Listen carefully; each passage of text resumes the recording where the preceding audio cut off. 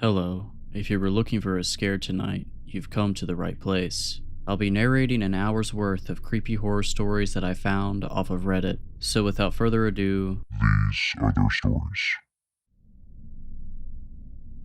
I turned 18 in 2008, and on the day of my birthday, for reasons I won't bore you with, I packed up my things and moved out. For 4 years, I lived in my car, working as a barista from 6 to 2 and as a line cook from 4 to 10. My plan was to work until I had enough money for my own place, and then to either go to college or get a more stable job. Looking back on it now, I don't know how I did it, but by 22, I'd saved up a decent sum of money and began my hunt for a semi-permanent place of residence. I was living in Los Angeles at the time, and though housing prices weren't as bad as they are now, it was still a pricey county. After months of asking around, I was connected with Anders, an elderly man who was leasing a 2-bedroom, 1-bathroom house in North Hollywood for far below market rate. The catch, because there's always a catch when it comes to affordable housing, was that the house had been terribly maintained. It had been unoccupied for a year and would need some serious TLC before most people could comfortably reside in it. I, however, had been living out of a car for 4 years. As long as the place had running water, it would be an upgrade for me. I moved into the house in fall 2012. Anders gave me a tour before I got settled. He was a short, joyful old man, well-meaning, but how do I put this? Maybe not the most focused as a result of his age. At one point during the tour, he showed me the bathroom, then the master bedroom, then the bathroom again, then the master bedroom again. He was about to walk into the bathroom for a third time before I gently guided him down the hall. The house itself was livable but weathered. Dim lighting from outdated fixtures cast long shadows over peeling wallpaper. The ceiling in many of the rooms was discolored from past leaks. The faucet in the kitchen sink was broken, the bathtub was badly chipped, and a few of the cabinet handles fell off in my hand. It was a rundown place located in a bars on the window kind of neighborhood, but still it was my place. I was smiling ear to ear when Anders gave me the keys. "It's a good house with good bones. You take care of it now," he instructed, which I found ironic. Before he left, he paused in the front doorway, drawing a hand to his chin as he looked behind me into the house. I tried to follow his gaze, but couldn't figure out what he was looking at. "Everything alright?" "Yes. Just that something looks different about that bathroom, though I can't put my finger on what." Well, it's a good house with good bones. You take care of it now." And with that, he gave me a nod and left me to my unpacking. I hadn't realized how much I'd missed living in a house. I didn't care how rundown the place was. Just having an accessible bathroom and a full-size mattress to sleep on made me feel like a king. After I'd spent a few days cleaning the place up, I invited my sister and her fiance over for dinner. I'm sure it sounds stupid, but my newly acquired ability to host company made me proud. In no time at all, I'd comfortably settled into my new home. That evening, after saying goodbye to my guests, I took a shower. The bathroom lacked a traditional above-the-sink mirror. Instead, it had a wide, full-length mirror mounted on the wall to the left of the vanity. When I exited the shower and stepped up to the glass, raising a hand to wipe away the fog, I noticed something odd. In the condensation, right at my eye level, was the word "hi." I didn't know what to make of it. Somehow, the letters seemed intentional. It was hard to pass off as simply the way the steam had settled. My sister had been in the bathroom just before she left. Maybe she had written the word on the mirror with her fingertip, and the steam had only made the letters visible after my shower. I almost texted her about it, but the message seemed ridiculous when I typed it out, paranoid even. I wiped the mirror down and turned in for the night, and soon I forgot about it entirely. The following week, I received a promotion at one of my jobs, and while I was grateful for the additional income, my new position meant longer days. Additionally, I realized that a few of the house repairs were beyond my ability, and so I started outsourcing some work to contractors. It was annoying to only have the house to myself at night, but I didn't have another option with my busy schedule. Things were generally progressing smoothly, though every once in a while, in the middle of the night, I would be awoken by a sound that I couldn't quite place. When I next noticed writing on my mirror, I had been living at the house for a month. The second sighting occurred in much the same way as the first. I came back home after work and took a shower. When I pushed back the shower curtain, I looked at the glass and saw, written in the condensation, the words, "Staying long." Now, I could pass 2 letters off as a coincidence, but 2 words, an entire question. That was no coincidence. Someone had been in my bathroom, and recently. family. I had contractors in and out of my house all the time, so one of them could have written the message, but why? I got dressed and put a hand on the bathroom doorknob, about to go back into my bedroom, when it occurred to me that whoever had written the message might still be around. I slowly cracked open the door, peering down the dark hallway in one direction, then the other. I listened very carefully, but heard nothing. I walked around my house, which didn't take long given its size, and looked for anything out of place. All of my doors were locked, all of my windows were shut, and none of my personal items had been disturbed. If someone had broken into my house, they were long gone by the time I looked around. That second message put me on edge for days. I triple checked that my windows and doors were locked each night. I looked in every potential hiding spot, of which there were few in my little house, after I came home from work and before I went to sleep, and yet, though I was certain that my house was secure, I couldn't shake the sense that something was wrong. A month passed without incident. I had almost started to feel at home in my new lodgings again until one Friday morning I awoke just past 3 a.m. I couldn't immediately tell what had woken me. Often the house settled at night, creaking and groaning in ways that made it sound alive, but in that moment the house was silent. It was only after I turned my head to the side did I realize that my bedroom door, which I was certain I had shut, was wide open. I stared down the hallway, feeling as though I were gazing into a black hole. The darkness was abyssal. I kept waiting for my eyes to adjust, waiting for them to pick out the familiar shapes of my home, but they never did. I couldn't see a thing, so why did I feel like something could see me? Like there was something in the house with me, just feet beyond the threshold to my bedroom, watching, waiting. Somehow, I found the courage to rise from my bed and walk toward the door. When I made it to the handle, I grabbed it and slammed the door shut. I didn't investigate further, didn't so much as stick my head out into the hall for a closer look. My bedroom door didn't have a lock, none of the doors except the bathroom did, so I dragged my bookcase in front of the door. It was a small bookcase, and an intruder could probably ram the door open anyway if they wanted to, but not before the sound alerted me. When morning came and I had to leave the house for work, I genuinely considered exiting my house through the window. I was almost late by the time I worked up the nerve myself to look around my house before I left. As always, I found nothing amiss. After work, when I reluctantly returned home for the night, I ate a quick dinner and hopped in the shower. I remember standing in the tub for a long time, mulling over my predicament. I'd heard horror stories about people secretly living in other people's homes. Maybe I'd become a victim of a frog without even knowing, but if that was the case, then where the hell were they? There was nowhere to hide in that tiny house. I'd torn the place apart multiple times by then, checking every cabinet and closet. The inside of the house couldn't be accessed from the crawl space, and the air vents were too small for a person to fit in. Suddenly, I heard a click, so tiny that I'd almost missed it entirely. I tore back the shower curtain, gripping the shampoo bottle like I was about to bludgeon an intruder to death with it. As I'd come to expect, there was no one in the room, but there was a new message on the mirror. This one was bold, the easiest to read of any of the messages I'd received so far. It was 3 words long: I see you. Some awful amalgam of fear, confusion, and anger made my stomach churn. Ultimately, the latter emotion rose above the rest. I hastily dried off and threw on some clothes, then grabbed my phone from where I'd left it on the bathroom counter. I punched in Anders' number and glared at that mirror as I listened to the phone ring again and again. I'd started to think it was too late for him to be awake when he suddenly picked up. He started to ask me how I was faring in my new lodgings before I cut him off.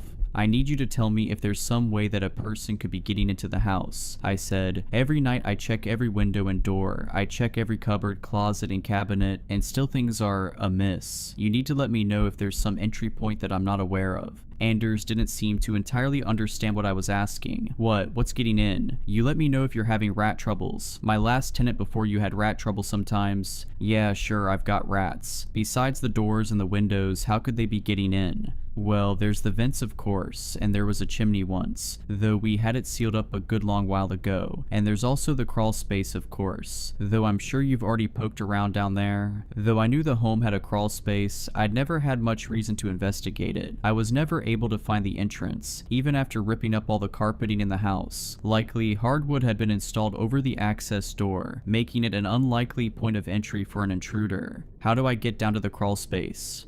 Yes, you should give the crawl space a gander. I barely stopped myself from smashing the phone into the counter. I plan to. Where can I find the entrance?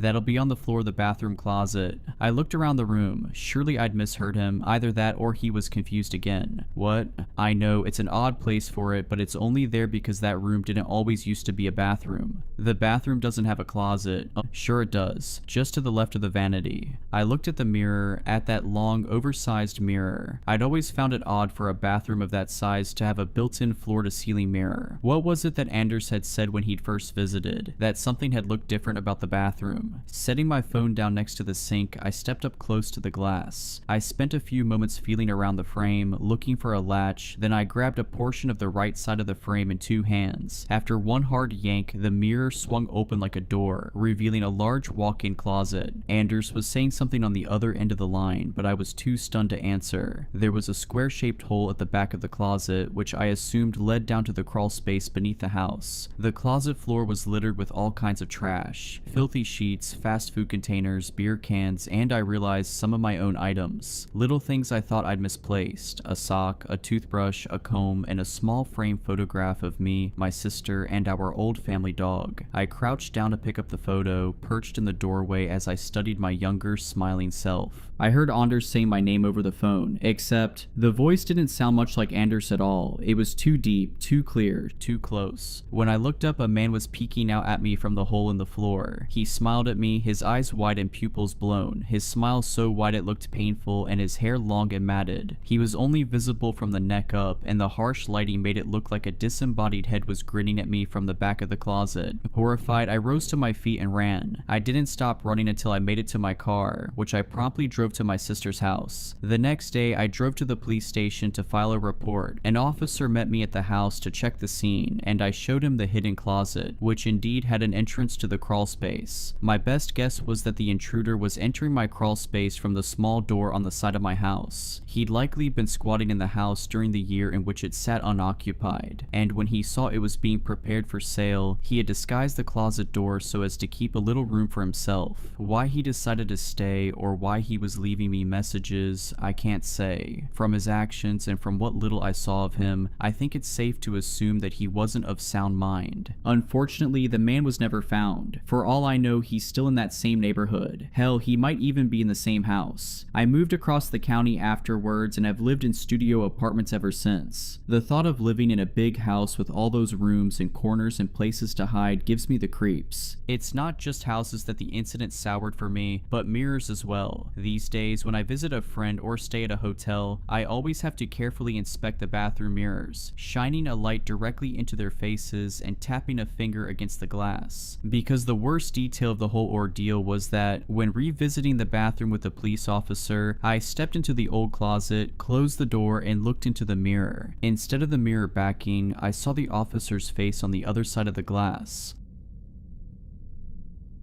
For context, I have go as far back as my grandmother Sylvia. I don't remember much about her. Most of what I know comes from old photographs and whispered conversations I wasn't supposed to hear. Sylvia grew up in a small, middle-of-nowhere Bible town called Driftwood, the kind of place where everyone knows everyone else's business, and the church bells regulate daily life more reliably than any clock. Her parents, my great-grandparents, were Old Testament types who saw sin lurking behind every corner and liked their early morning coffee with the smell of brimstone. They raised Sylvia to fear God with such intensity that she'd spend hours kneeling on the hardwood floor, praying for forgiveness if she so much as took an extra biscuit from the cupboard. There's an old sepia photograph of her I remember Mum kept around for a while. Small and dark-featured with a gaunt little face and lank, unkempt hair. She wore a strange oversized robe that I later learned was the standard uniform given to the members of the New Eden community. If it's not immediately apparent from the creepy name, yes, it's a cult. You might even remember them by the moniker they later adopted after all the infamy died out. They were pretty notorious in the 1980s when that Venezuelan singer Solimar Valencia joined their ranks. You may know them now as the Brides of Christendom, a questionable rebrand, but it worked. You know the ones? They stand outside Targets and Costco's wearing those robes that look like bohemian bridal gowns, passing out pamphlets and targeting families with any young girls in tow. And that's now Now, with all the public scrutiny and police investigations, imagine how bad it was when they were simply known as the New Eden community. A bunch of nut jobs, sure, but harmless and secular and best left alone. This is the world my grandmother grew up in. Now, I'm not sure what happened exactly, though I've done a fair bit of digging since it started, but my grandmother left New Eden when she was roughly 15. She was taken into a halfway house for underaged and disgraced young mothers where she birthed my mother. As far as I'm aware, Sylvia never told my mother who her father was. He must have been a horrible person, because whenever the question was asked, Sylvia would near about lose her mind. She'd get nasty, violent, would force my mother to kneel on sun-baked gravel for the better part of 8 hours whenever she asked the question, and when my mother would hobble back inside, knees bloody and face salty with dried tears, Sylvia would finish off the punishment with 48 hours of enforced starvation. For Sylvia, the more ribs you could see on a person, the more penitent they were. It's no wonder my mother cut ties as soon as she could. She would tell me that Sylvia would wildly pivot between a loving, delicate woman scarred by New Eden to a bitter, abusive tormentor, desperate to pass on some of that same trauma to her own daughter. My mother moved states, got a job, and enrolled in night classes. She worked her butt off and ended up in a junior position at a civil law firm. That's where she met my dad, a paralegal. They fell in love, got married, and soon after, Mom got pregnant with me. The pregnancy nearly killed her. It started with seemingly normal symptoms, a persistent low-grade fever that doctors attributed to a mild chronic infection. She bruised easily, so they pumped her full of vitamins and iron supplements. The tinnitus and heightened sensitivity to smells were written off as typical pregnancy symptoms. But then things started getting weird. My mother developed an overwhelming craving for raw meat. Not just any meat, it had to be fresh, barely touched by refrigeration. My dad would find her in the kitchen at night, standing in the dark, tearing into raw sirloin with her bare hands and teeth. She'd sob afterward, horrified by her own actions, but unable to stop herself. The hunger was all-consuming, primitive. It spooked the hell out of my dad, but he was a first-time father. Pregnancy cravings were a thing, and what the hell did he know? I was strong too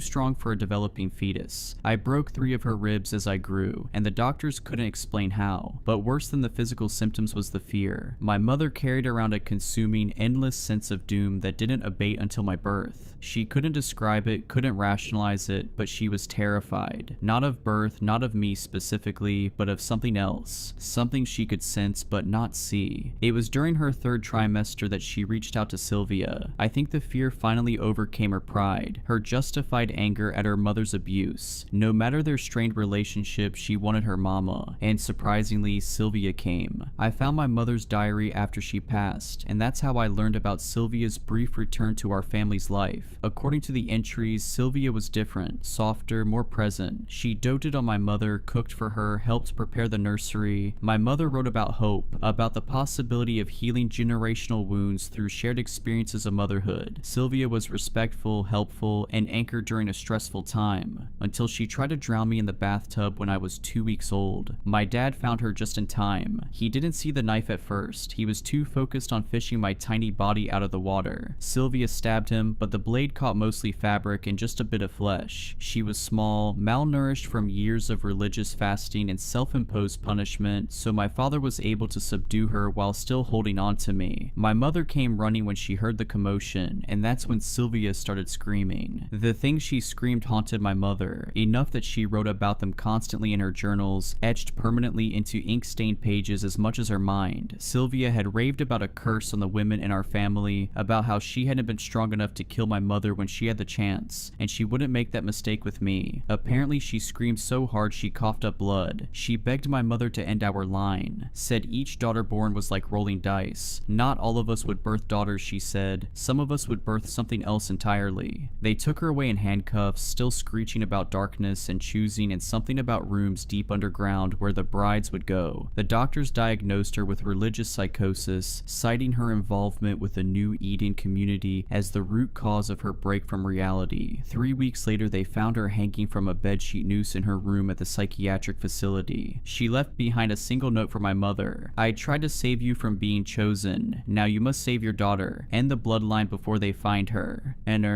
my parents did their best to give me a normal childhood after that. They never spoke of Sylvia or what happened, though sometimes I'd catch my mother staring at me with this uncertain look in her eyes. But nothing happened. I grew up, went to college, got a degree in biochemistry, and landed a job in pharmaceutical research. I was the very model of rationality and scientific thinking. Then my parents died in a car accident when I was 27. The police said a deer jumped into the road, causing my father to swerve. Their car hit a tree at 60 miles per hour. The officer who called me said they died instantly, but I later read the coroner's report. The impact didn't kill them, the fire did. Witnesses said the car burst into flames before it hit the tree, though the mechanics found nothing wrong with the fuel line or electrical system. I spiraled after their death. Grief does strange things to people, makes them reckless, desperate for connection. That's how I ended up in a bar 3 months after the funeral, drinking whiskey like it was water and going home with a stranger whose face I can barely remember. The pregnancy test came back positive 6 weeks later. The symptoms started immediately and they were eerily familiar from my mother's diary entries. Like her, I developed an insatiable craving for raw meat. I fought it, knew it had to be bad for the baby. My mind searches for answers in science. Perhaps I had an iron deficiency and needed a protein boost. Maybe there was a genetic component. I held out for almost 2 months before I gave in. It was the best thing I'd ever tasted. I'd find myself standing in my kitchen at 3 a.m., blood dripping down my chin as I devoured raw chicken hearts I'd bought for the dogs. I loved the sound they made, sinew and muscle giving way beneath my teeth. The fever came next, a constant low-grade burn that no doctor could explain. My skin would bruise at the slightest touch. But there were new symptoms too, ones my mother hadn't experienced. I started having dreams, horrible, vivid dreams of dark, underground rooms where something waited in the shadows. It wasn't a memory, I knew that, but it was real. I knew that too somehow. Harriet was born on a moonless night in October. The delivery room lights flickered and died just as she crowned, and when she finally emerged, she didn't cry. She just stared at me with eyes that seemed too knowing for a newborn. The nurses said it was normal, that some babies are just quiet. They ran some tests, signed the birth certificate, swaddled her, and gave her back to me. I went home a day later, alone and relieved. It was short-lived. As she grew, it became clear something wasn't right. Harriet never babbled like other babies. She didn't laugh or cry, just watched, always watching. By age 2, she was diagnosed with solar urticaria, an extreme sensitivity to sunlight that kept her indoors during the day. Her skin would blister and burn within seconds of sun exposure, so we became creatures of the night, venturing out only after sunset. The doctors ran test after test, checking for autism, selective mutism, any explanation for her complete lack of verbal communication. Everything came back normal, but I began to wonder. Small paranoid thoughts began to fester in my mind. I saw the way animals reacted to her, the way neighborhood dogs would whimper and hide when we passed, the way birds would fall silent and still when she looked at them. At night, I'd often find her standing at her bedroom window, small hands pressed against the glass, staring out at our moonlit street as if waiting for something or someone. Sometimes I swore I could hear her whispering, though she'd been nonverbal her entire life. I made a good show of being stern at first, demanding she go to bed. She'd go willingly enough. Oh, she always obedient. But after the 7th or 8th time I caught her standing there, rigid and whispering, I stopped chiding her, stopped searching for her in the night at all. Truth be told, she scared the heck out of me. I'd simply stand in the doorway, watching her silently, rehearsed admonishments curdling in my mouth. One time, as if she'd somehow heard my footsteps, she looked back over her shoulder at me. We simply looked at each other for nearly 15 silent minutes. I swear to God, when I turned to walk away, I think she smirked. She turned 5 on a Monday. The brides of Christendom came on the following Tuesday. 2 women in flowing white robes stood on my doorstep, pamphlets in hand. Their skin was pale, their hair so black it seemed to absorb light. Familiar coloring. I saw similar features whenever I stared in the mirror each morning. I remember staring down at that pamphlet, debating with myself. But I'd been living with a strange little child for 5 harrowing years by that point, and I'd recently finished reading all of my mother's journals. I'd read Sylvia's warning, so I mentioned my grandmother had been part of their community once, and their eyes lit up with an intensity that made my skin crawl. Sylvia's granddaughter, one of them breathed, reaching out to touch my hand. We've been looking for you for so long. I shouldn't have invited them in, but I was desperate for answers about my family history history, about Sylvia. They sat primly on my couch, their white robes pooling around them like spilled milk. We talked about mundane things at first, the weather, the neighborhood, their charitable work. They were articulate and warm, speaking passionately about their women's shelters and educational programs. Something about their careful politeness reminded me of funeral directors. Then Harriet wandered into the room. The change was subtle but immediate. One of them stopped mid-sentence, her carefully practiced smile faltering for just a moment. They exchanged a glance that lasted a fraction too long. The younger one leaned forward slightly, hands clasped in her lap so tightly her knuckles bled white. "What a beautiful child," the older one said. "Is she yours?"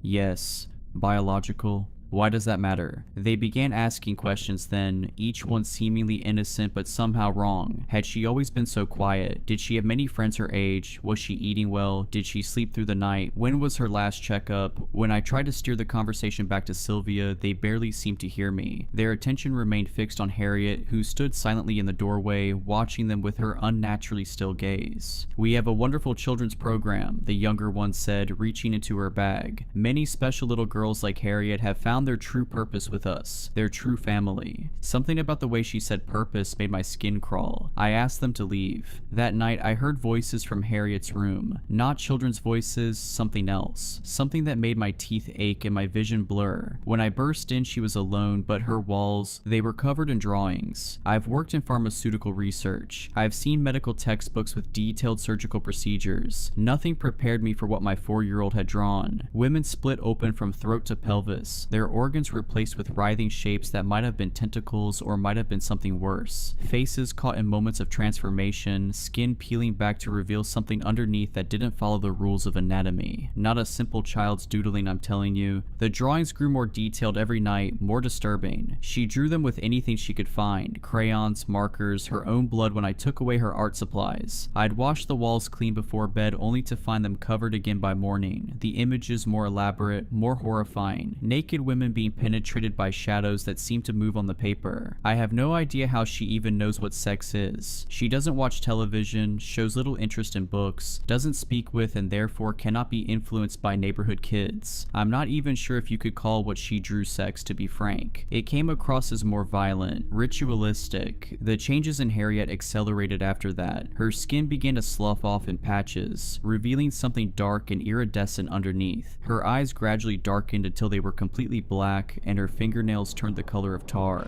I tried to convince myself it was some kind of infection, but deep down I knew better. At the start, I took her to see doctors and specialists, but nothing worked. When they started mentioning prolonged hospitalization and tests, Harriet would act out violently, both towards me and herself. But at this point, despite spending a lifetime grounded in the exploration of the real, for priding myself in being an individual of sound logic, I knew this was something else. Nothing that medicine could explain, something other. She stopped sleeping. I'd find her standing in different rooms at night, perfectly still, her head tilted at an angle that made my neck hurt just to look at. Sometimes she'd track movement I couldn't see, her black eyes following invisible things across the ceiling. The houseplant started dying, then the grass in our yard, spreading outward from her bedroom window in a perfect circle. I found her in the neighbor's yard one night, crouched over their German Shepherd. The dog's chest was torn open, and Harriet's face was buried in the cavity. When she looked up at me, blood dripping from her chin, she spoke for the first time. The sound she made wasn't English, wasn't anything human. It reminded me of the sound oil makes when it hits a hot pan, all sizzle and hiss. But underneath was something else, something that made me taste metal and smell burning hair. I ran inside and vomited until there was nothing left but bile. Forgive me, but I was a mother and I loved her despite it all. I buried the dog before the sun rose, feigned ignorance when the neighbors came knocking. I found the dog's collar days later, hidden beneath Harriet's pillow like some kind of trophy. She should have been locked up in a psychiatric ward that day, but I was weak, and besides, it wouldn't have worked. Desperate, I began researching the New Eden community. I found an online forum for survivors and connected with a user called the Wicked Below 82. She seemed to know things, horrible things, about the community's true purpose, about the 7 compounds spread across North America, Germany, and Australia, about the rooms deep underground where they took the girls who were ready. Her Her messages became increasingly frantic as we talked. She told me about her time in the compound, about the screams that echoed up from below, about the girls who went down with flat stomachs and came up 9 months later with something moving under their skin. She would have gone herself if she hadn't developed a cancer young that rendered her likely infertile. Thank everything for osteosarcoma, she joked. Then she asked about Harriet's symptoms, and each answer I gave made her more agitated. You need to end it, she wrote finally, before they complete the circle, before all 7 are born. I can't find her account anymore. I hope nothing has happened to her, but that brings us to tonight. Tonight, I woke to a smell like rotting meat. Following it led me to Harriet's room, where I found a pile of what looked like shed snakeskin, but I recognized the birthmark on one piece. The blood trail led to our bathroom where I found her. Jesus, I can barely write it. I can't describe what my daughter had become. What sat in our bathtub looked almost right, but wrong in ways my mind couldn't properly process. Like when you see a face in a dream and know it's your mother, but wake up remembering features that couldn't possibly fit together into a human face. Parts of her seemed to fade in and out of my vision, as if whatever she was becoming couldn't fully exist in our reality. When she moved, her joints bent in directions that made my eyes hurt. Her skin rippled like oil on water, and underneath was something that made me understand why Sylvia went mad. I did what my grandmother had tried to do, what she knew needed to be done, the thing that had been my daughter thrashed and fought, but in the end I held it under the water. I kept whispering, I'm sorry, even as its claws tore into my arms, even as I watched my baby girl's face shift between human and monster under the thrashing water. The hardest part wasn't the physical struggle, it was when she stopped fighting, when her face became human again and she looked up at me through the water with those big brown eyes, my eyes, and reached for me like she used to when she was small, like she wanted her mama to hold her. But I'd seen what was inside her now. I knew what was coming. I held on until the bubbles stopped, and then I ran.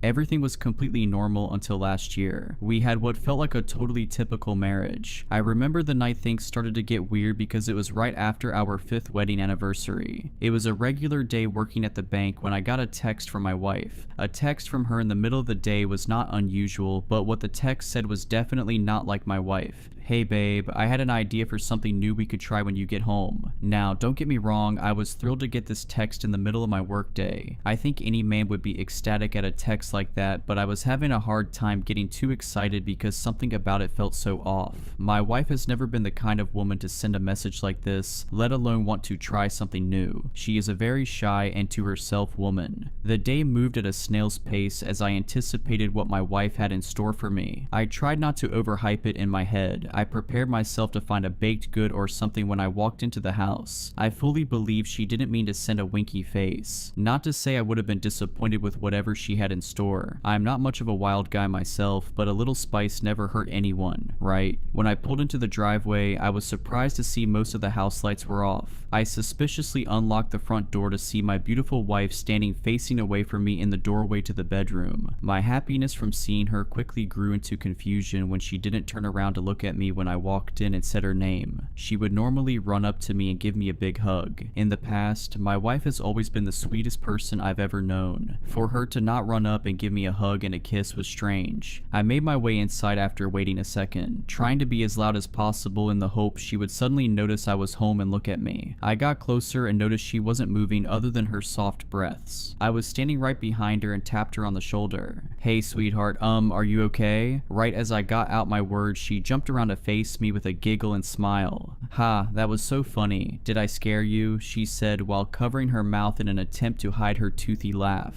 Yeah, I guess you really did scare me, I replied with a nervous chuckle. So was that your special surprise you talked about? Of course not, silly. That was just the beginning of the fun, she remarked with a smirk and a wink. She grabbed my hand and led me into our bedroom. Under normal circumstances, I would have been over the moon about it, but her scaring me just before leading me into the bedroom felt so off-putting. Did she think this would turn me on somehow? Did one of my buddies reach out to her and tell her to do this? All I knew was that I was not interested in whatever romantic endeavors my wife had planned. I never thought I would say that. As we got to the bed, she pulled back all the covers and told me to lie down. I honestly felt like telling her I had a headache or something, but it was clear she had been thinking about about this all day, and I really didn't want to discourage my wife from initiating things in the future. My mind was spinning with thoughts of what she might do next, but she did something I didn't expect. She put the covers back over me and tucked me in. I was both relieved and more confused than ever. She gave me a soft smile, then in one fast motion fell to the ground like a sack of wet hammers. I intuitively sat up and leaned over the side of the bed to make sure she was okay, and was only met with the ends of her long brown hair peeking out from the bottom of the bed.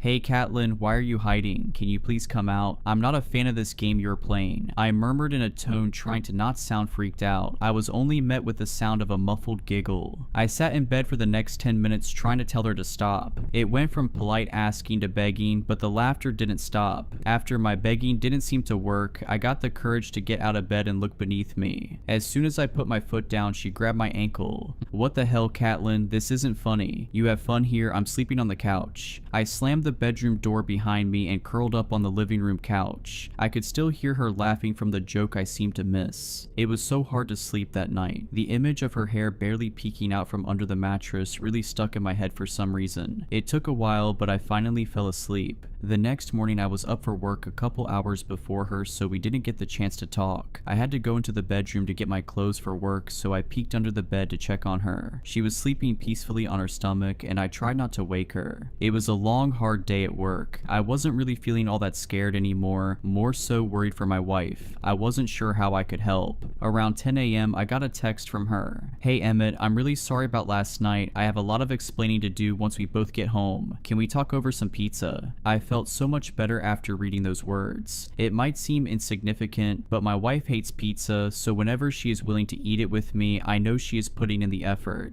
It was the end of the day, and I headed home looking forward to some pizza and some time with my hopefully back to normal wife. I walked through the door and was relieved to see my wife setting the table and putting down a pizza box. She heard the door shut and ran to give me a hug and a kiss. I really felt like I had my wife back. "I'm so glad you're home. Sit down, sit down. I got pizza from your favorite place down the road," she said as she pulled a chair out for me to sit down. We were both quiet for a minute or two after we both sat down. I don't think either one of us knew how to start the conversation. Just as I was about to speak up, she started to talk. "So I know last night was weird. I just got really insecure after hearing a few of my coworkers talk about the things they do with their partners, and I was worried you thought I was too boring. I know I can be shy and don't like to do anything crazy, and started to feel guilty for not doing more with you. I wasn't entirely sure how to even go about it or what you would like, so I just went for it. I understand now how I went wrong. I'm sorry, I just don't know how to do this kind of thing," she said as if she had rehearsed it many times in her head. "Why would you ever think I was bored of you? I don't need any of that wild stuff. I married you for a reason. You don't need to try to be something you're not. I love you for who you are," I said as I grabbed her hand. She took a deep breath and looked at me with watery eyes. "I love you too. Thank you for being so understanding. I really want to make it up to you." "That's very kind, but the pizza is enough for me." "No, I'm really serious. I did some more research and found a few good ideas," she said as she put her hand on my thigh. I was so torn at that moment. I was terrified from the night before, but it seemed like she learned from her mistakes. Sure, it was an incredibly strange mistake to think scaring me would get me in the mood, but she is extremely sheltered. That's what I was trying to tell myself. I knew deep down something was still wrong and I should just say no, but I think many people can understand how your body can go on autopilot in moments like this. At this point, nothing was going to stop me, and I'd give every excuse in the book as to why it was okay to let her do her thing. Just like last time I was led to our bed, she made me lay down and immediately put my hands over my head into handcuffs and put a blindfold on me. My heart was racing at this point. I was terrified, but human nature was taking over and it could not be overridden. Right as she put the blindfold on me, she stepped back and I didn't hear her move. I was expecting her to do something to me, but nothing. I laid on the bed feeling more exposed than I ever felt possible. After a couple minutes, I heard the floor squeak and it confirmed that she had been standing right by the bed the whole time. I felt like I could feel her eyes staring at me. It was practically burning a hole in my skin. I heard the light switch flick off. Now I really couldn't see anything. After a few moments of anticipation, I felt her fingertips graze the sheets near my sides, then by my feet, just barely missing any part of my body. I started to maybe get hope again that I shouldn't be scared. Sure, sure this wasn't what I had in mind, but she was new to this. I was very wrong. That was the last moment I had hope for my wife. This was teasing. This was torture. I was soon met with the sound of her scraping her fingernails against the walls like a wild animal. She moved around the room, scratching anything she could find, along with a brief giggle here and there. It was like she was silently moving from corner to corner. I would hear her make the awful scraping, then it would stop for a second. Then I would be jump scared by her doing the same thing in a different spot. It made my skin crawl like I had a million little bugs crawling on the inside of my skin. I wiggled violently, trying to get out of the restraints or to get the blindfold off, but I was trapped. It kept getting worse as the night went on. She kept getting right by my ear. Sometimes she would just breathe, and other times she would let out a giggle. She would run her hands closer and closer to my body, sending me into a cold sweat. I of course didn't have a way of telling the time, but I would guess it was about an hour in when I stopped begging her to let me go and I just started yelling for help. I guess she didn't like that because she put duct tape over my mouth. Shortly after that, I started to hear the scraping sound on the ceiling. Our bedroom has an extremely high ceiling, so I had a hard time imagining how she was doing it. I couldn't believe the situation I was in. It felt like a terrible nightmare. I kept thinking any minute I would wake up next to my gorgeous wife sleeping soundly beside me, but the nightmare lived on. My wrists felt raw and bloodied. My neck was sore from moving it back and forth trying to get the blindfold off. My whole body ached from trying to free myself, but all that paled in comparison to the psychological torture my wife was putting me through. Not being able to see her next move and not knowing how far she was going to go killed me inside. Before I knew it, I was waking up the next day, still tied up and blindfolded like the night before, but I didn't hear my wife around. I didn't let my guard down, however. I knew she could just be waiting for me to relax, then jump out and scare me again. After wiggling my head around for a bit, I finally got the blindfold off. I was honestly scared to open my eyes. I was terrified that my wife would be standing in the corner waiting for me to look at her. Luckily, when I opened my eyes, she was nowhere to be found, but the relief was brief after seeing the aftermath of my bedroom. Nearly every square inch was scratched, even on the 20-foot ceiling above my head. Some of the scratches even had blood in them. As I looked around at my ruined room, I heard my phone buzzing on the bedside table. Either I put it there before getting into bed or my wife put it there. At this point, it didn't matter, but having my phone near me could be a saving grace. I figured it was my boss calling me since it was 10 a.m. and I wasn't at work. I wasn't sure if my wife had any plans of coming back to get me, but maybe if I didn't show up to work, my boss would get worried about me and come looking for me. I soon had the realization that if they called my emergency contact, it would just be my wife, and I wasn't sure how helpful she'd be at this point. I laid down in my bed the rest of the day, miserable as I watched the hours go by, my stomach growling and my arms were sore from them being above my head for the last 24 hours. It was around 9 p.m. when my phone started getting calls like crazy. I remembered I had plans to get dinner with my brother and he was probably worried about me. I am not the kind of person to just bail. After a couple hours of calling, I heard a few knocks at the door, followed by my brother's voice. It was muffled, but I could tell he was worried. I heard keys start to wiggly in the doorway. He had a set of keys in case I lost my pair and needed to get in the house. He opened the door and yelled out my name as I tried to be as loud as possible, thrashing my body around as I tried to scream out the duct tape that was nearly off my face. "Emmett, what the hell, dude?" My brother yelled and he ran to my aid. He immediately ripped the duct tape off my face. "Oh my gosh, thank goodness you are here. Get me out now."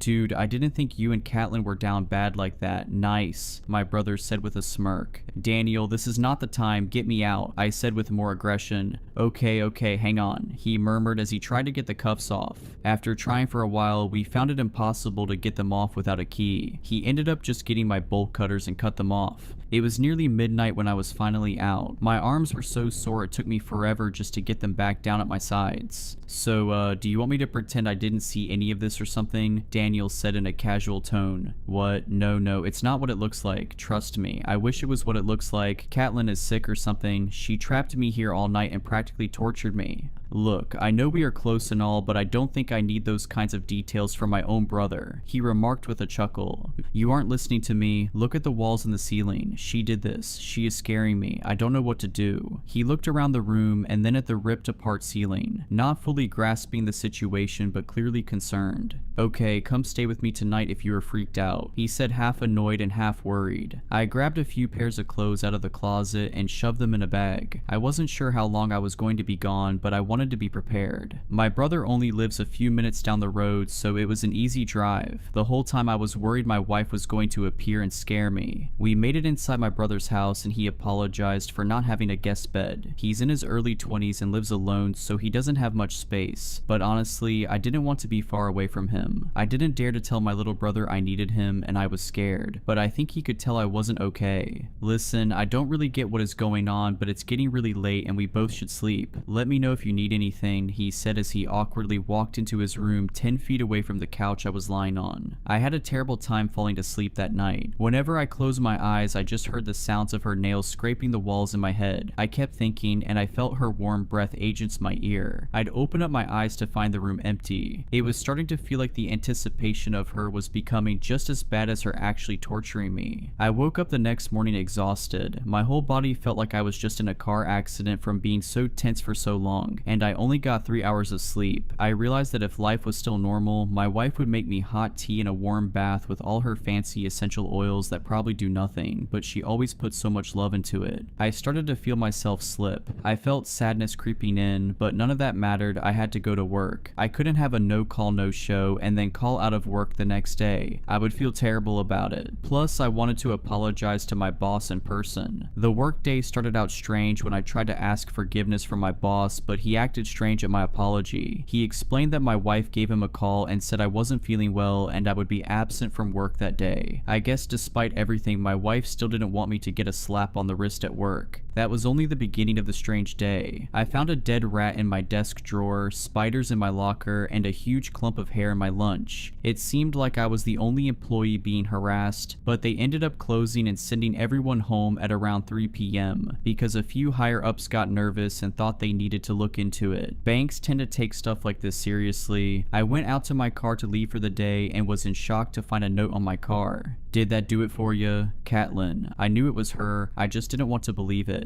The last thing in the world I wanted to do was talk to the woman. I was terrified at this point, but I had to beg her to stop. For some reason, she thought I had some weird kink for being scared. Or maybe she developed one. Regardless, I had to tell her if it didn't stop, I was going to leave her, or even get a restraining order. I didn't want to meet her in person by myself. I didn't know what stunt she would try and pull to convince me to give her one more chance. Since my brother was already partly up to date on the situation, I asked him if he would be there for our meeting. It might be awkward, but I needed him. I didn't want to involve more people than necessary. I texted them both individually and told them to meet me at a coffee shop that night. It was 7 p.m. and my brother was already sitting next to me waiting for my wife to walk in. As she walked in, it was clear she was putting on an act. She looked overly sad and was dressed in bright clothes that she'd never worn in the past, trying to make herself look innocent. She pulled out a chair and sat down at our table. The air was thick and awkward. Catelyn, I wanted to meet in person and have Daniel here because I need you to know whatever you are pulling here isn't what I want. I'm not enjoying whatever act you are putting on. I'm not turned on. I don't find it sexy. Whatever you want to call it. Please stop. If this is something you are into, I think we need to talk to a professional because it's scaring me, I said earnestly as her eyes got watery and Daniel slouched in his chair uncomfortably.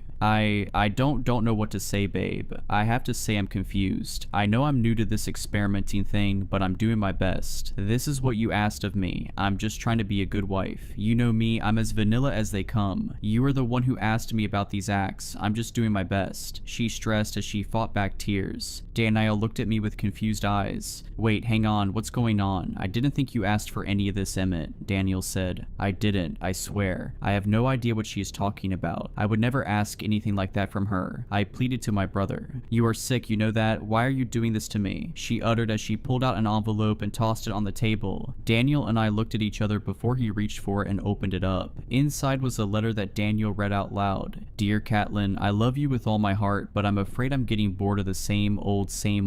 I want something more. I am writing this out as I might feel weird saying it face to face, but I've been thinking about it and, well, nothing gives me a high quite like when I'm scared, and I mean truly terrified. The adrenaline rush is like nothing else. I think if we employ this this into our lives, it would really spice things up, in the everyday and in the bedroom. I hope you understand and don't get put off by this, but I really want it. Under no circumstance if I say stop should you stop. If I tell you I'm too scared, you know you are doing something right. I can't wait to see what you come up with, Emmett. He lowered the note to look at me, only finding shock on my face. What the hell, dude? Why would you do this to your wife and get me involved? This is so messed up and gross. Don't get me involved in your sick kinks ever again, he said as he threw the note at me and stormed out of the coffee shop. I begged him not to leave, but he didn't even turn around. I sat and stared at my wife, terrified. What on earth is going on here? You and I both know I didn't write that garbage, I angrily whispered to her. Her face slowly morphed from sad to a satisfied grin. Stop it, I don't like this. Why don't you realize I hate what you are doing? I cried. When will you realize everything isn't always about you? Maybe I'm the one who likes it, she said as she lifted her eyebrows. Stop, you are scaring me, I begged. Good, then it's working, she said as she pushed her chair back and stood up. She turned around and looked like she was going to leave. Just as she was about to open the door, she stopped. She turned back around and looked at me. She slowly walked back toward me and picked up the note my brother threw. She grinned at me smugly as I trembled in fear. She leaned down to my ear and whispered, I guess I did a good job imitating your handwriting, huh? She said as I remained frozen in my seat. I watched as she walked out, got in her car and left, not knowing what to do next. She turned my own brother against me. This wasn't a miscommunication or something. She was doing this on purpose. She was torturing me. But why? It couldn't be just because she was bored of everyday life. Something was wrong. I knew my brother wouldn't want me back at his place. He saw what looked to be proof of me being a nasty scumbag. I wouldn't be able to convince him otherwise. I went to a hotel for the night. I didn't have other options. I didn't want to burden anyone else with this. Plus, I figured she'd just turn them against me too. After what felt like the longest day of my life, I was in my hotel bed trying to relax. I got a text from my boss letting me know they had to close the bank for the next couple of days because they were doing an investigation. I felt some relief from this. At least I didn't have to worry about work for a day or two. I don't remember much of that night, but I do remember the outcome of the early morning. I remember feeling cold and wet. I opened my eyes to see I was in the woods and lying in a very shallow grave. Most of my body was above ground with a small pile of dirt on top of me. I was frozen in fear, the fear of my wife lurking around somewhere. It seemed like she tried to bury me alive but did a half-worked job. I tried looking around at the dark forest to try and get my bearings, but only found more confusion and dread. The cold morning wind whistling around me added to my looming fear, as if it was taunting me, but it didn't scare me nearly as badly as my wife. I looked around for her to try and find her, but only got more and more worried when I didn't see her. I heard the sound of twigs snapping from every side. Eventually I heard a grinding, clicking sound. It sounded robotic but also human. Then it turned into a giggle. I never thought the sound of my wife's giggle would haunt me so feverishly. The sound would come from far to the right, then switch to my left, faster than she would have been able to get that far, much like she did in our bedroom a couple nights back. I started to hear footsteps along with the twigs breaking. I swore it didn't sound like she was walking on 2 feet but on all fours. I tried not to think about it. I told myself my mind was playing tricks on me. I shook my head back and forth in an attempt to shake the visions out of my head. I found the strength in me to get to my feet and to run. I noticed what looked like the right direction to move in, based on the ground being disturbed. Like she dragged me through the dirt to the spot I woke up in. After running for a few minutes, the trail looked familiar. I knew I was close to home. When I would hear the footsteps, I would turn my head to look, only to barely miss her. After what felt like forever, I saw her. She was on all fours circling me, running like a wild animal, her tongue sticking out of her mouth like a dog. I hardly recognized her. Her circles around me got tighter and tighter. As she got closer to me, she slowed down. Eventually, she got right in front of me and stood up on her 2 legs. I tried to run around her, but before I knew it, she pinned me down. I could barely recognize her up until this point, but something clicked when she got close to me. I looked into her eyes, but I didn't see my wife. I saw something else. I guess I should have guessed sooner, but something was wrong with my wife, because this thing wasn't my wife. What did you do with her? I yelled in her face. You will never find her, she whispered with a hoarse voice. As drolls started to come out of her mouth, she abruptly jumped off of me and scurried back into the woods. The last words she said echoed in my head, you will never find her. The relief I felt knowing my wife might still be out there, but how was I supposed to find her? I couldn't keep up the running my whole way home, but managed to sprint. I kept thinking she was gone, then I would hear her nearby, taunting me. I got back to our house. I hadn't been there since this all started happening a couple days ago, so I was scared scared to see what the inside looked like. I knew I couldn't stay for long. I saw her car still in the driveway, so I planned to take it. My car was still at my hotel, but I needed to make it hard for her to get around. I thought I would also look for clues for my real wife while I was there. After I entered the house, I was shocked to see the state it was in. My wife would rather die than see her home look like this. Glass broken on the ground from wine glasses, dirt and trash in random piles, a foul stench filling my nose. I couldn't believe what that thing did to our once beautiful home. The horrible smell distracted me, but I remembered my goal once I saw some blood. I followed it to the basement staircase. I grabbed the fire poker by our fireplace and walked to the door leading to the basement. I felt guilty for taking so long and not just heroically running down the steps to hopefully see my wife, but my whole being was so full of dread I couldn't help but feel fear. I knew I had to fight, but every part of my body wanted to flee. The door creaked as I pushed it open. It was hard to tell if it was louder than normal or if the moment made it feel excruciating. I peered through the door to see more blood on the stairs. A lot of blood. I ran down as fast as I could without slipping, noticing blood on the guardrails as I tried to grab them. As I made it to the bottom of the steps, I was in shock. I saw my wife. She laid on the cold, unfinished basement floor. Her breath was visible but faint, covered head to toe in cuts and scrapes. I ran to her and collapsed beside her, weeping like a baby. Catelyn, please get up. Come on, we need to get you out of here. You need help and I don't want her to find us," I said with a panicked breath. What's going on? Was I sleeping down here? Wow, my head hurts," she whispered in a groggy voice. "No time for that now, I'm getting you some help," I proclaimed as I lifted her up in my arms with a sudden burst of adrenaline. It was clear from her injuries she needed medical attention, but I wasn't worried for her life. There is no way the amount of blood I saw in the house was all from her. If it was all hers, she'd be on the verge of death. That awful creature must have gotten some blood somewhere else to scare me more, as if the sight of my wife on the floor was grisly enough. We rushed to the hospital in what felt like record time. As I carried her in, the hospital staff approached us asking all kinds of questions. I tried my best to explain, but it didn't sound right coming out of my mouth. I couldn't explain any of it because I was still trying to understand it myself. The staff got my wife set up in a hospital bed. She had an IV for some fluids and some stitches here and there. After a couple hours, she seemed to perk up, but she could tell I wasn't being myself just yet.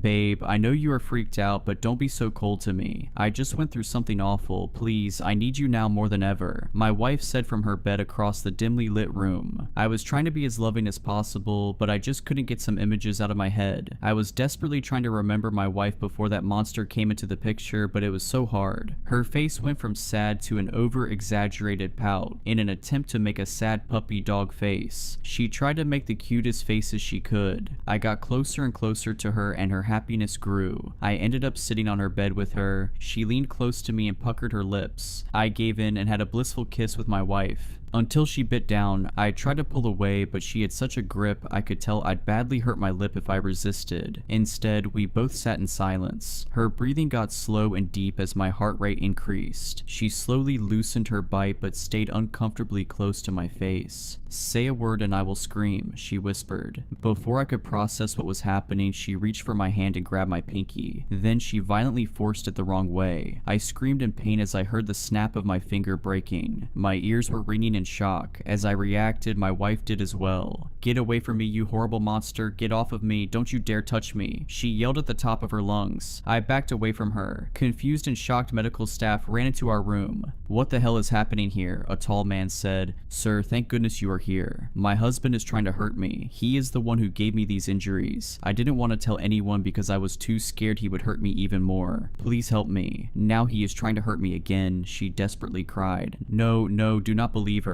"Look at what she did to my lip and my finger. I'm the one who needs help. This woman is torturing me," I said, pleading to the staff as a nurse chimed in. "Those look like wounds of a woman defending herself, buddy. Don't play the victim." "No, please. Someone has to help me. This isn't my wife. This is a monster. She's manipulating you all." I finished my sentence as two large security guards came to take me out. As I left the room, I turned back to look at that thing sitting in the hospital bed. It grinded at me. It was still playing a game, still scaring me to my very core. I made it outside with the 2 security guards and they helped me into a cop car. As we drove, I saw my whole life falling apart before my eyes. I realized I was probably going to jail. She would find her way to make me seem guilty of abuse and who knows what else. She would bend the truth. She even had my own brother on her side. Not only did I come to terms with going to jail, but with the fact that my wife was gone. Even if my real wife was still alive, I've been through so much trauma with that monster that I can never see her the same again. At that moment, my whole world was shattered. I felt emotions inside me bubbling up. I felt sadness, pain, anger, all so strong I didn't know what to do. Just as I fought off my tears, I was jolted out of my depression with the cop car swerving off the road suddenly. Every part of my body tensed up as the car flipped and went into a ditch. I was dizzy, but somehow still lucid. I managed to get my seatbelt unbuckled, but soon found myself in an awkward position, just lying in the flipped car waiting for help. The 2 officers in the front seat were passed out. I was pretty sure one of them was dead by looking at him. After lying in the flipped car weighing my options, I saw someone walking around the car. I yelled for help, but my heart sank when I realized it was her. Suddenly, the car that just moments ago made me feel trapped now felt like my saving grace. The only thing separating me and that monster. I did my best to keep my eye on where she was, but she managed to get around too fast. Before I knew it, she reached through the broken window, grabbed my ankles, and ripped me out of the car. I could feel the glass shards ripping at my skin as she forced me out. She got me out and dragged me a couple feet away from the car. She stood above me, straddling me. Her arms were blooded from pulling me out of the car. She got closer to me slowly, eventually sitting on my chest. As she got close, I could see how bad she looked. Her hair was knotted and ratty, her skin looked dry and weathered. My whole body ached at the sight of her. If this was my wife, something was really wrong. Wasn't that thrilling? She remakes with a crazed look in her eye. Stop it, just stop it. I will leave you and get a restraining order against you. I will do anything in my power to get away from you. I pleaded with her weight on my chest. Ha, how do you think you'll get away with that? I have everyone on my side. I have written evidence that makes me seem innocent. No one will ever believe you. You are putty in my hands. Is this what you want, for me to go to jail, to make me look like an abusive, sexually corrupt man? Why are you doing this? I said with desperation. Go to jail? Who said I wanted you to go to jail? Who do you think stopped the cop car? The Tooth Fairy, she said with a chuckle and twisted smile. Then why did you tell all those lies about me? Why are you trying to make me look guilty and then the next minute save me? If you go to jail, the chase is over. You will be protected by the jail walls and steel bars that keep us separated. I won't be able to keep scaring you. Jail would be freedom for you, freedom from me. What if I would rather go to jail than have you constantly lurking around every corner? I said with squinted eyes. She met my gaze and got even closer. She whispered something that sent a chill down my spine. Go to jail and give up finding your beautiful bride? You sick bastard, I said as I tried to sit up to grab her, but she pinned my arms down. You thought because of the little stunt I pulled I was making up a lie about your wife still being out there? Don't be silly. You know your wife. She would never act like this.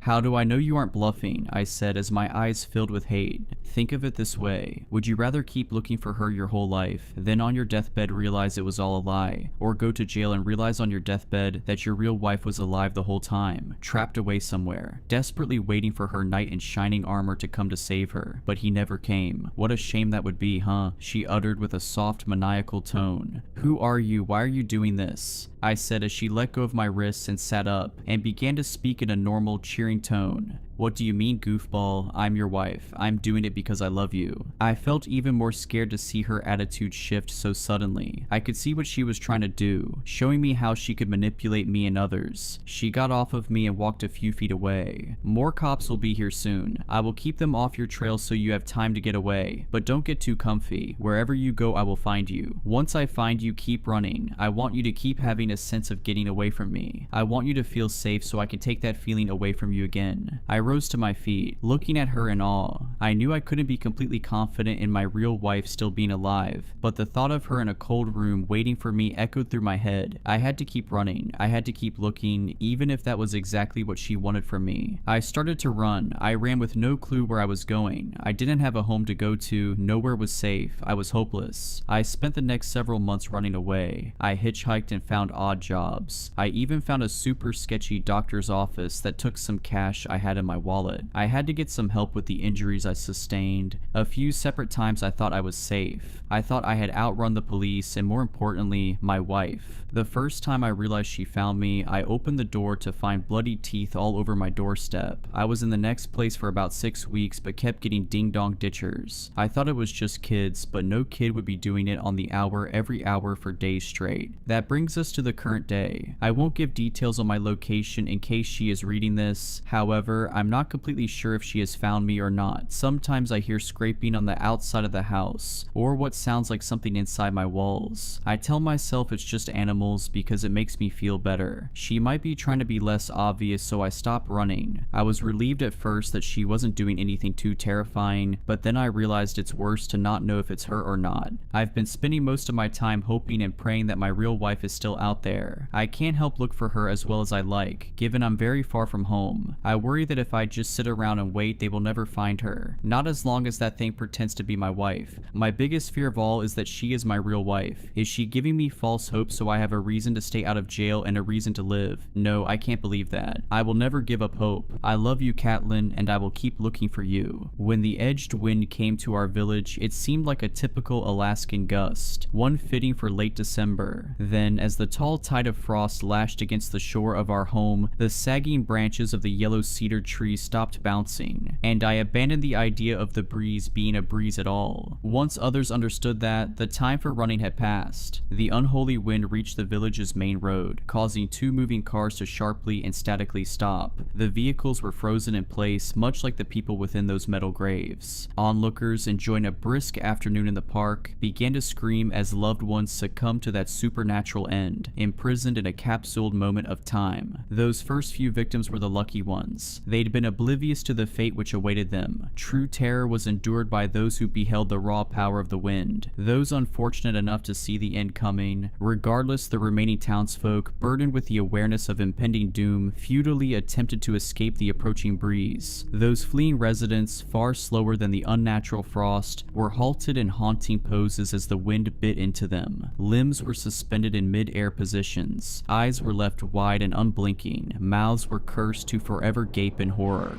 "Run," Dad screamed, sprinting towards us from a nearby park bench. My brother, my childhood friend, and I were sitting in a sandbox. Already engrossed in a fantasy world, I wondered whether my imagination had conjured the wind. I thought my mind had transcended to a higher plane. It was my way of processing the trauma. However, I accepted the reality of the situation when my father shoehorned the 3 of us into his Volkswagen Golf. The icy jaws of the wind were nearly nipping at the rear of the vehicle as Dad twisted the key in the ignition, but the beat-up car rapidly lurched forwards. My father wrenched us away from the frost, seconds before it consumed us. "Daddy, where are we going?" I tearfully asked. "I don't know, Jillian," he weakly moaned, maneuvering around fleeing cars and pedestrians. "Are we picking up Mummy?" Alan asked. Dad ignored my brother's question. I was only 8 years old at the time, but I knew that my mother wasn't coming. I understood the significance of the tears in my father's eyes. For 26 years, I successfully managed to suppress that memory. Did such a good job, in fact, that I almost believed it had all been a dream. I started to believe that we had simply moved away from our hometown, and Mum had simply chosen to stay. Dad never convinced me otherwise. He never talked about what happened. Neither did my brother. As for Leon, he moved to an orphanage in Anchorage. We wrote to each other for a couple of years, but his replies became less and less frequent. Eventually, he stopped responding entirely. I used to wonder why my father didn't adopt my childhood friend, but I suppose that would have forced him to accept what happened, and like me, he had no intention of doing that. I thought we would run back to England, having failed to achieve the American dream, but Dad kept us in Alaska. I assumed that he'd been driven by stubbornness, or guilt perhaps. We'd already fled our home. Perhaps fleeing across the pond would have been a step too far. Perhaps it would have felt like truly abandoning our mother. Whatever his reason for staying, Dad didn't tell anyone the truth. He never went to the police. He never returned to look for Mum. "Don't look back, kids," I remember him whispering as we fled the frost. I followed that advice for the next couple of decades, only recalling the event for the briefest moments from time to time. When Dad bought the first computer for our family in 2000, I googled the name of our old town. I typed the word before realizing I was even doing so. I was still young, of course, but I knew that nothing about our speedy departure had been normal. I wanted answers. I'd expected to discover that my village had become a ghost town. That would have made sense. Yes, Alaska's unforgiving climate breeds desolate places born to be abandoned. However, the search results revealed nothing, so I told myself I'd imagine the village. I told myself we'd always lived in Anchorage. As the years passed, I became comfortable with the notion that none of it had ever been real, not even my mother, and that was why I did not expect to see a certain person again. Happy birthday, Jill. My jaw dropped when Leon Taylor appeared on my doorstep. It might seem strange that I would recognize a man who was a child when I last saw him, but Leon always had distinctive features. I immediately identified the mole on his neck, just below his facial scruff, and those sorrowful eyes shadowed by his unmistakable overgrown brows. Leon, I gasped, what are you doing here? The man smiled weakly. Sorry, Jill, I should have done this the millennial way, reconnected through Facebook.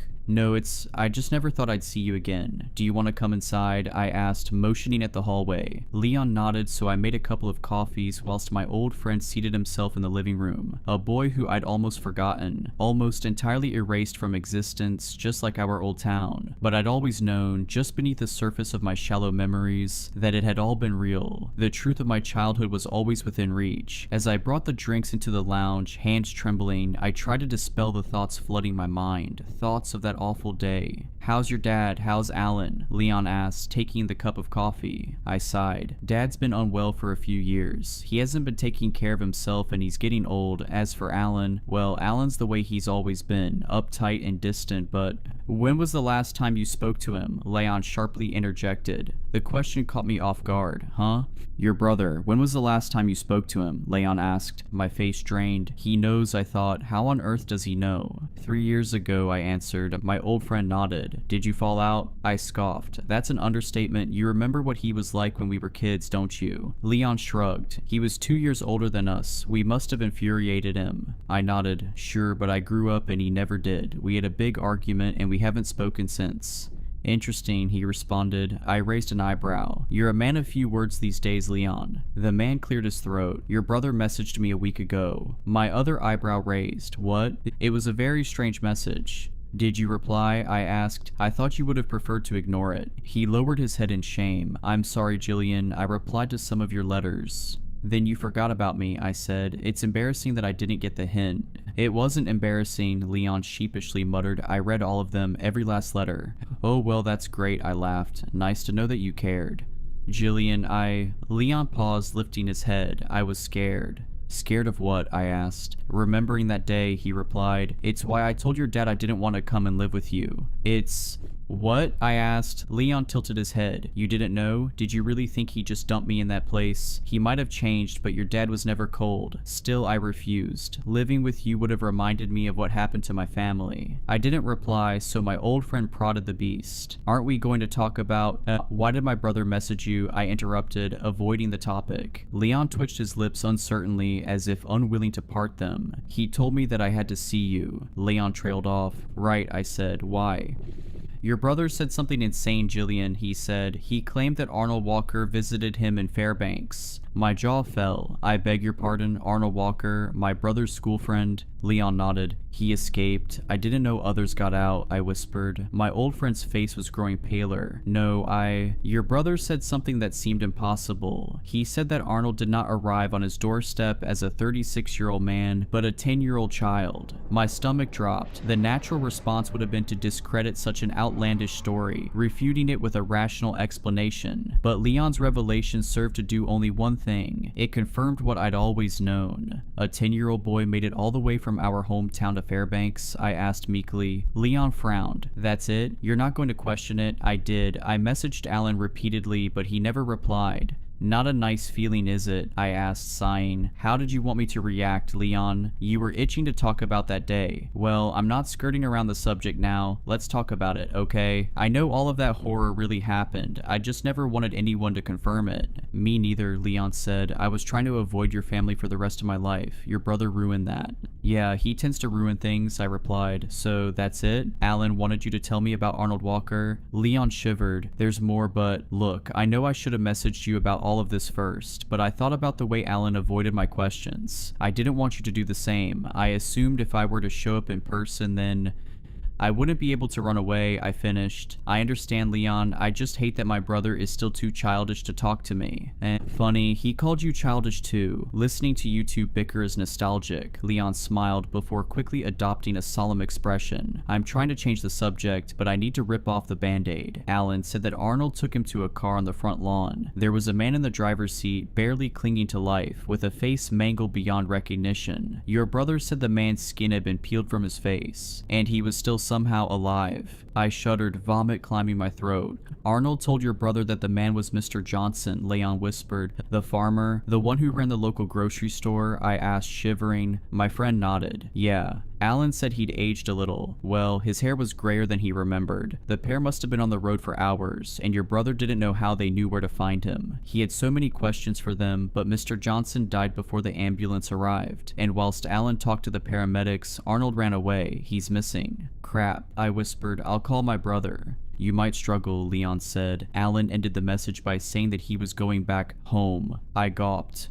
He wouldn't be that stupid. Maybe not. You should try to contact him, Leon said. He hasn't replied to my dozens of messages, but he might reply to you. Not sure he even has a signal out there in the boonies, but you're right, you should try. I spent an hour trying to contact my brother in various ways, but he did not respond. Alan had vanished, and I knew, like it or not, that I had to return to our village too. I should have told Dad, would have told him had he not been one bad day away from a heart attack. In spite of the man he'd become, I loved him. I didn't want to remind him of the place we'd fled. One person should be spared the horror of remembering, I thought. Leon and I, two strangers who'd spent formative years together, piled into my Kia, and we drove from Anchorage to a place that I'd long hoped had never really existed. I was going to be horribly disappointed. On a nondescript road that burrowed into the Alaskan wilderness, my throat started to twist and constrict. The outer edge of my vision shrank, and my head pulsated with a slowing rhythm as the world slipped away from me. I struggled to breathe as I came to terms with an awful fact. I recognized that endless road. Jillian, Leon whispered. Don't, I begged. I didn't want to hear it. I wasn't ready. I'd known all along, of course, that our village existed, even when extensive research had revealed nothing about the town. When I thought of the way the breeze consumed the town, erasing its residents, it made sense that it would erase the very place itself. After all, even I'd started to doubt its existence, and I'd lived there. Accepting the unearthly nature of the event wasn't as tough as you might imagine. If anything, I had fought hard to deny it. I wanted to ignore the existence of a paranormal force, though I had witnessed it with my own eyes. Even if there were some Alaskan breeze powerful enough to instantaneously freeze an entire town, we hadn't witnessed that. We'd seen something else. We'd seen that glacial wind freeze the town, not its people, but its tether to time. After an hour of following the frosted landscape, we saw something familiar on the horizon. Leon's face mirrored mine as our wicked village appeared, a bulge of ruin and decay, growing as we neared it. And when we crossed the threshold into the desolate town, the reality of our quest finally dawned on me. Where is everybody? Leon asked. It might seem a moronic question to an outsider. Our old village was clearly an abandoned place. No rational person would expect anybody else to be there. Of course, I understood Leon. He had asked the same terrifying question that was circling the drain of my mind, refusing to flush away. I thought back to that terrible day on which hundreds of people froze in time. Then I thought of Arnold Walker and Mr. Johnson, the two residents who'd supposedly shown up at my brother's door. One of them had looked no older than he'd been in 1998.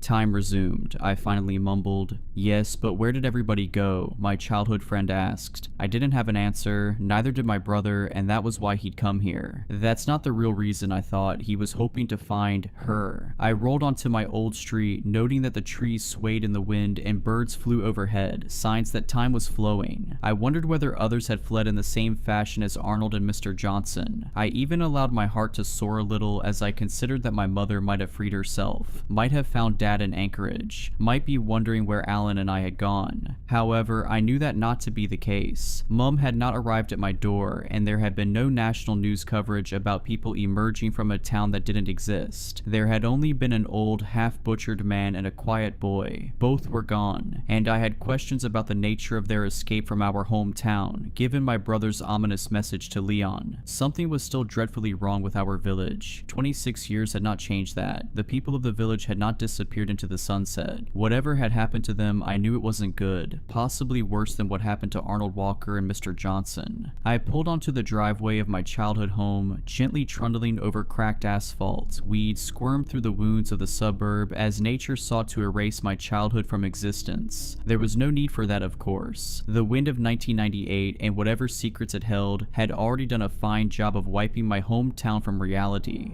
"Do you think he's come here?" Leon asked as I turned off the engine. "Yes, we both know who he wanted to find," I said. My childhood friend nodded, and we both somberly climbed out of the vehicle. The village was colder than I remembered. For a mid-afternoon day in late May, it was unseasonably chilly. Alaska, for the most part, is not the Arctic hellscape that many people imagine. Not in all parts of the state anyhow, and certainly not in late spring. The air also felt stale. It carried the stench of evil, and it seemed to be tinged with frost, as if that demonic breeze were still lingering in the air, nearly 3 decades later. I knocked on the rotten front door, surprised that it did not break with a slight rap of my hand. "Alan," I yelled, "it's Jillian." My brother did not respond, but I wasn't concerned. If he had been there and Mum hadn't, then he wouldn't have wanted to stay. I wanted to use that as an excuse to turn around and leave. I already assumed that my mother wouldn't be there, but another part of me knew that my assumption was more of a wish. In a similar way, I had been secretly glad to find nobody in the town. There was only one person I hoped to find in my old village, and that was Alan. I was terrified by the prospect of finding anything else. "Jill," Leon started softly, "come on, we have to do it."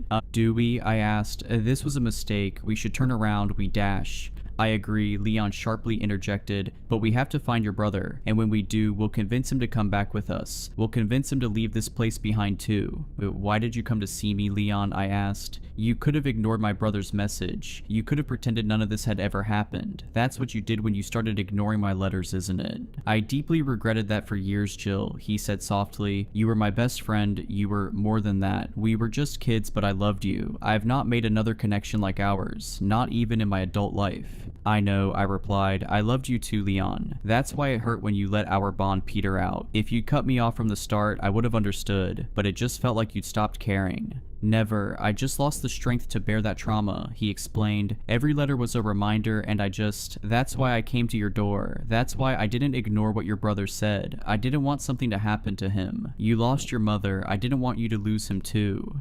"We all lost things," I sniffled. "You lost more than me. I just don't understand why you'd come back. Why my brother would come back. I don't even understand why I've come back." "We never really left this place, did we?" Leon asked. "Not in our minds. Even though it doesn't exist in the eyes of the outside world, it never left us. Never let go. Arnold Walker and Mr. Johnson lured Alan back. And he lured us back." "That's an unsettling way of looking at it," I timidly replied. "It's the only way I've been able to look at it," he said. "Whatever claimed this place, it remembered us, and it made sure we remembered it. Not that it would be easy to forget. For years I thought I'd lost my mind, but after talking to you and Alan, I'm not so sure. I find it hard to believe that we'd have experienced a shared delusion. No, it all really happened, and the memory replays in my mind every day. I'll never get rid of it." "Dad seemed to do a good job of erasing this place from his mind," I said. I knew that wasn't true, of course. He had never forgotten. That was made apparent by his deterioration. Alan and I had a close relationship with our father before we left that village. Afterwards, he changed. We all changed. Losing Mum had fractured the family, but there was more to it than that. I started to consider that Leon might be right. Perhaps the frost hadn't ensnared the two of us, but it had certainly bitten us. "Do you want me to do it?" Leon eventually asked. I wanted to be courageous enough to open the door, but I wasn't. I nodded meekly and stepped aside, allowing my childhood friend the nightmarish task of facing whatever lay within my old home. He pushed the door handle down, expecting the house to be unlocked, but it wouldn't budge. "Shall we try the back?" I asked. Leon backed up. I quickly realized what he was planning to do, and I opened my mouth to utter a protest. My hulking friend had charged before I spoke a single word, however, and he hurled his body into the door. It quivered in its frame but did not give. "Leon," I cried, "what are you doing?"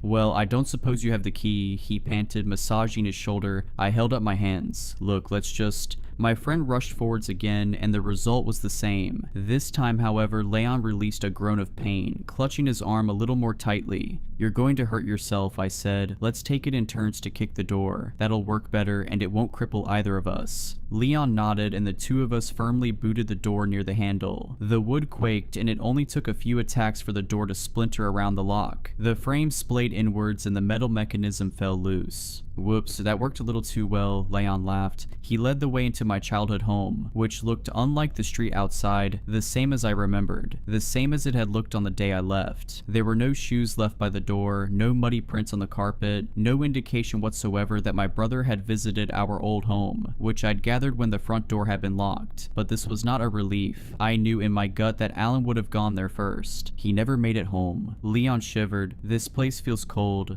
Frozen, I corrected. Frozen in time. Is it safe for us to be here, he asked. What if we end up like the others? It's a bit late to ask that now, I replied. The breeze passed long ago. This just seems to be the horror it left behind. Leon accepted my suggestion, then he wandered over to the staircase. My friend took one step before halting in place. For a haunting moment, I believed that he had been frozen in time too. I believed that I'd been wrong and the frost had come for us. But I quickly realized that my friend was still moving, still twitching. He was frozen by fear, not a supernatural gale. There's someone in the bathroom, Leon wheezed. With physical dread in every inch of my body, I joined my friend and looked up. Artificial light spilled beneath the bathroom door onto the dark landing. There might not be anyone in there, I shakily said. Jillian, this is an abandoned town. There is no electricity. Your house is still frozen in time, and it froze with the bathroom light left on. Somebody must have been...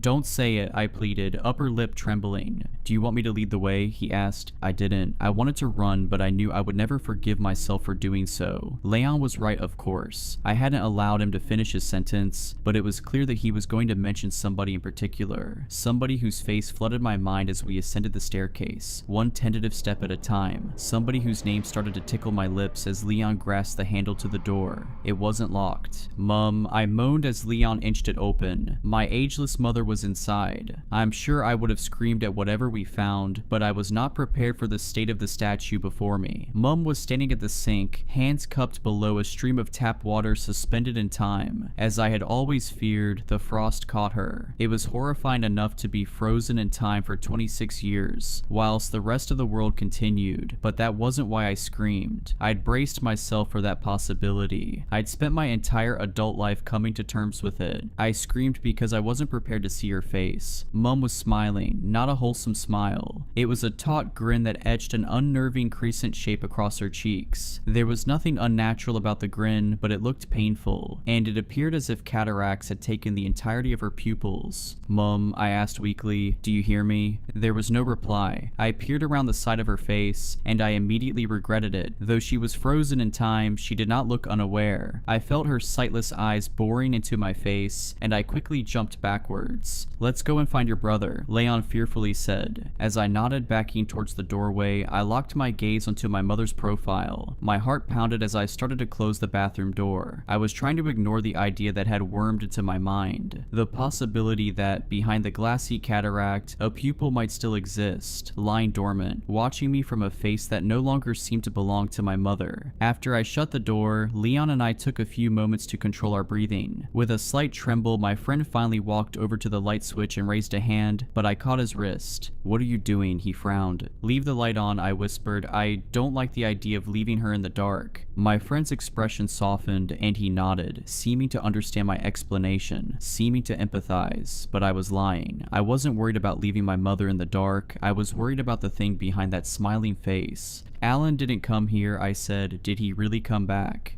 You read the message, Jillian, Leon replied. I know, but... I sighed. I know. He might not have come to the house, my friend suggested. This is the first place he would have visited, I said. If Mum weren't here, he wouldn't have returned. Well, let's look around, Leon urged. You never know. We might find something else. Something to help your mother, perhaps. You saw her face, I whispered. She looked far past help.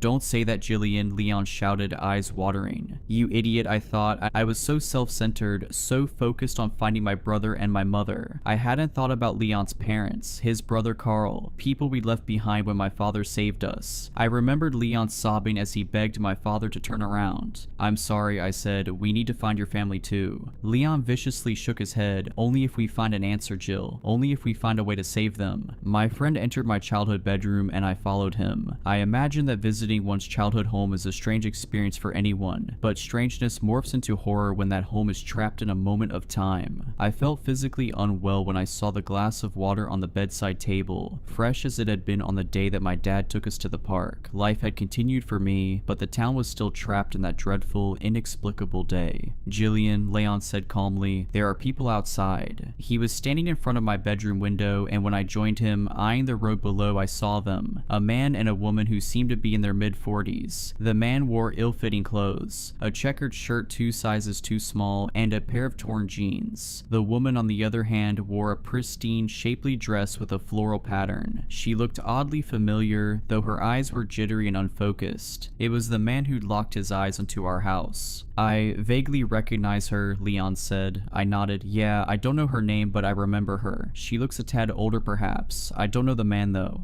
"You stay here," Leon said, reaching inside his coat. "Don't come out." "What are you holding?" I frowned, noting his shiftiness. "Just..." Leon concealed his hand within the thick, wintry coat. "Are you going to stay in here?" My eyes grew as I spotted a glint of metal. "You don't..." "No, Leon, please, don't tell me you have what I think you have. We had no idea what we were going to find here," the man protested. I scoffed. "Leon Taylor, carrying a gun, the boy who berated me for killing me a spider." Before he replied, there came the sound of the front door swinging open, and when we spun our heads back to the bedroom window, we saw that the man and woman were no longer on the street. I realized they were inside. "Hello?" called a man from downstairs. "We mean you no harm." "I have a weapon," Leon yelled, slipping the pistol out of a hidden holster. "Don't shoot. It's Bernie Bradley," the man shouted weakly. My mouth gaped. Bernie Bradley was in my brother's school year. I remembered him, and as I recalled the face of the man I'd seen on the street, I didn't find it hard to believe it had been the face of that same boy, 26 years into the future. "What do you want?" I yelled. "To help you," he replied, "before they come."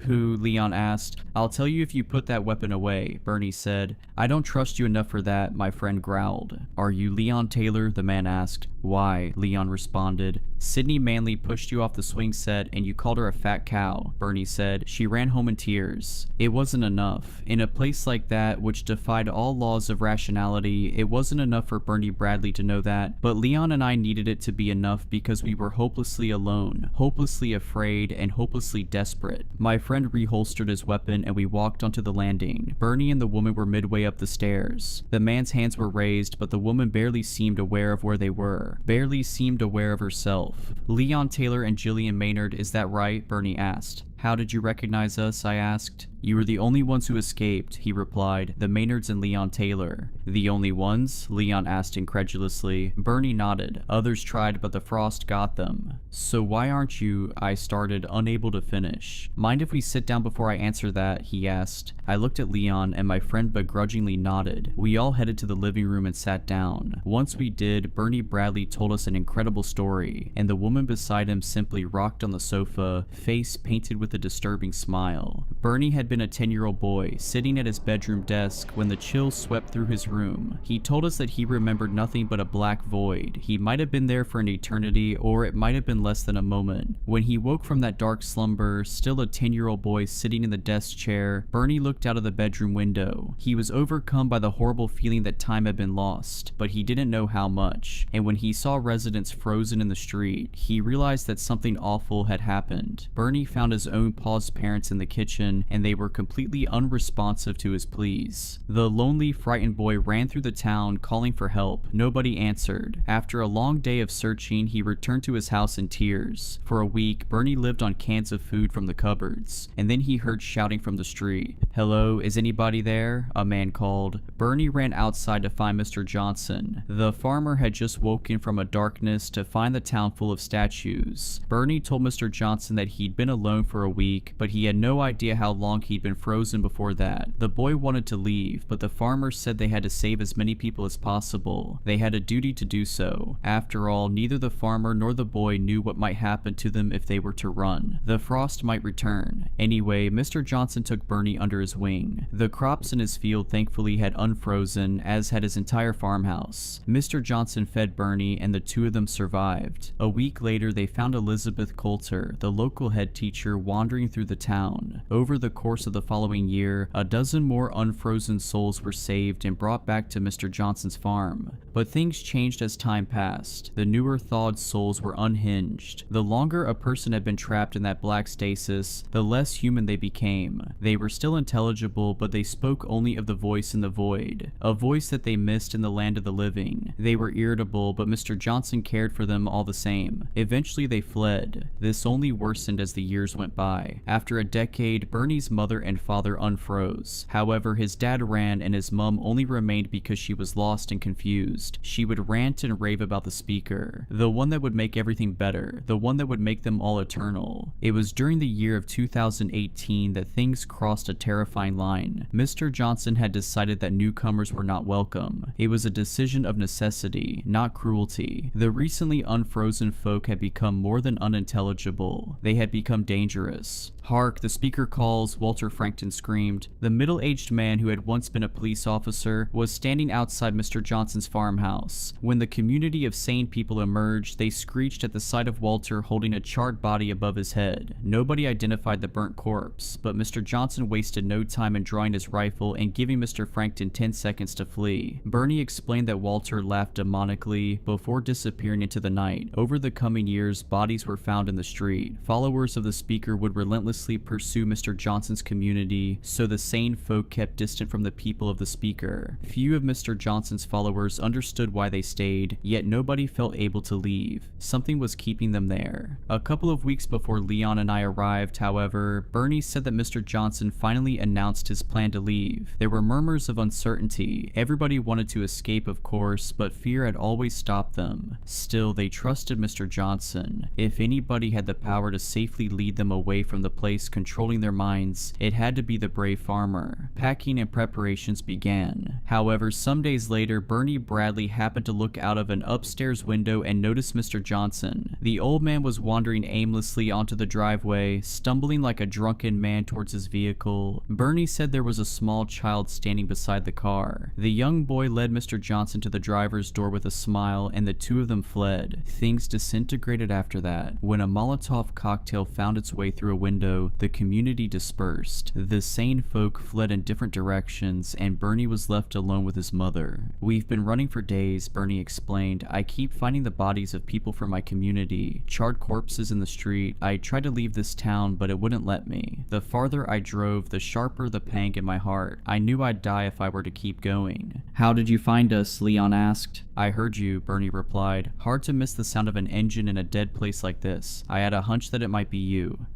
"You must have heard my brother then?" I asked hopefully. Bernie frowned. "Alan's here? That might explain the raucous a few days ago. I don't know what I heard. Noise. Lots of it. You won't find him, Jill. You have to run whilst it still lets you. The frost might be gone, but something lingers." "The speaker?" Leon asked. Bernie nodded. "I was fortunate enough to never hear it, or never remember hearing it. I don't know what it said to them. My mother won't tell me." Bernie looked at the woman next to him, the one who appeared to be the same age as him, though I realized he was still a decade younger. The horror of our town had aged him beyond his years. "It will be so glorious." Bernie's mother giggled, eyes bearing faint pupils behind mild cataracts. "You're lucky that they didn't see you arrive," Bernie said. "Otherwise you'd be dead already, but they'll come sooner or later. And you need to listen to me if you want a safe way out of here, okay? We need to distract them, keep them off your backs." I shook my head. "I need to find my brother. I know he came to this town. I thought I'd find him in our home, but..."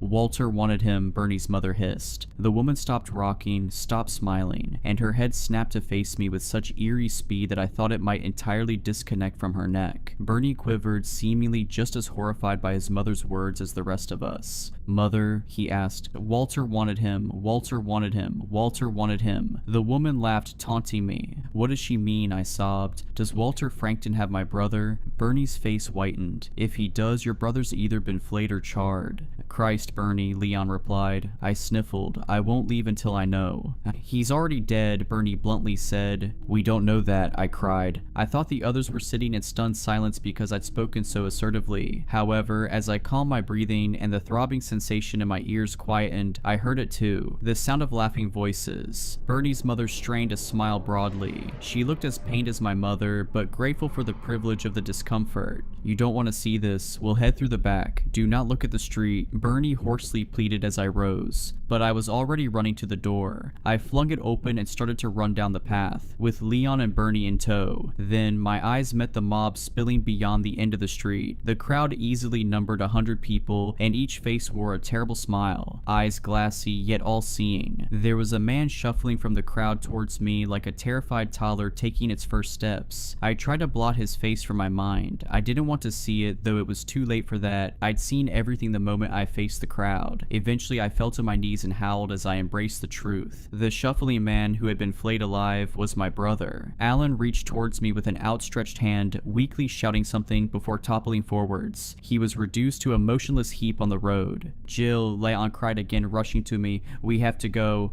I continued to wail as the gleeful crowd surged forwards. I resisted Leon, but he easily hauled my limp body to the car and bundled me into the back. "He needs help," I blubbered. "He's gone, Jill," Leon whispered. "What about your family?" I asked. "They're all gone," he sniffled, stepping on the accelerator. Staring through the rearview window, I watched the crowd approach my old home. Bernie stood on the front porch, and his mother had her hands on his shoulders. The man did not run. As we pulled off the driveway, it almost seemed as if he, too, finally had a smile on his face. The mob swarmed Bernie, and I heard a brief cry of agony. It may have been ecstatic or fearful. It may have been both. After we crossed the border, no chill pierced us. We were free to leave, but I know Leon and I belonged to that town. I have always suspected that the wind grazed its teeth against my skin when I was a child. It grazed all of us. For even now, I still feel that link, that urge to return to the salivating mob with a smile on my face. When I returned home to find that my father was missing, I knew he felt it too. On November 20th, 2018, Clark County Fire Department personnel responded to a blaze at a remote location in the Mojave Desert. Upon arrival, they noted that the burning building was an abandoned train depot. Once the fire was contained, they noted several irregularities in the ashes. Although the fire had destroyed the building far beyond any hope of repair, hundreds of personal items scattered across the floor were undamaged. These items included purses, glasses, personal identification cards, dog collars, laptops, cell phones, coats, jackets, pagers, backpacks, hygiene supplies, hats, tools, and much more. The items spanned multiple decades in terms of manufacturing date. Some of the items were tools and implements dating back centuries. No items could be linked to the others. Approximately 350 human bones were discovered under the floor, arranged in what law enforcement later described as a ritualistic array. Chief among these irregularities was a large skeleton that exhibited what the coroner described as unnatural proportions. One redacted report suggests that the skeleton possessed structures similar to wings. The most surprising discovery, however, was a middle-aged man weeping among the ruins. He introduced himself as David and apologized for burning the depot down. "It didn't have to be done," he allegedly stated, "but I still had to do it." He was detained and arrested for suspicion of arson and homicide. The homicide charges were later dropped when testing indicated that the human bones were a minimum of 300 years old. The arson charges were successful. Based on the details of his testimony and his clearly unstable mental state, however, the suspect was sentenced to a secure mental health facility where he spent 4 years before undercover personnel discovered him, at which point he was transferred to AHHNASCU.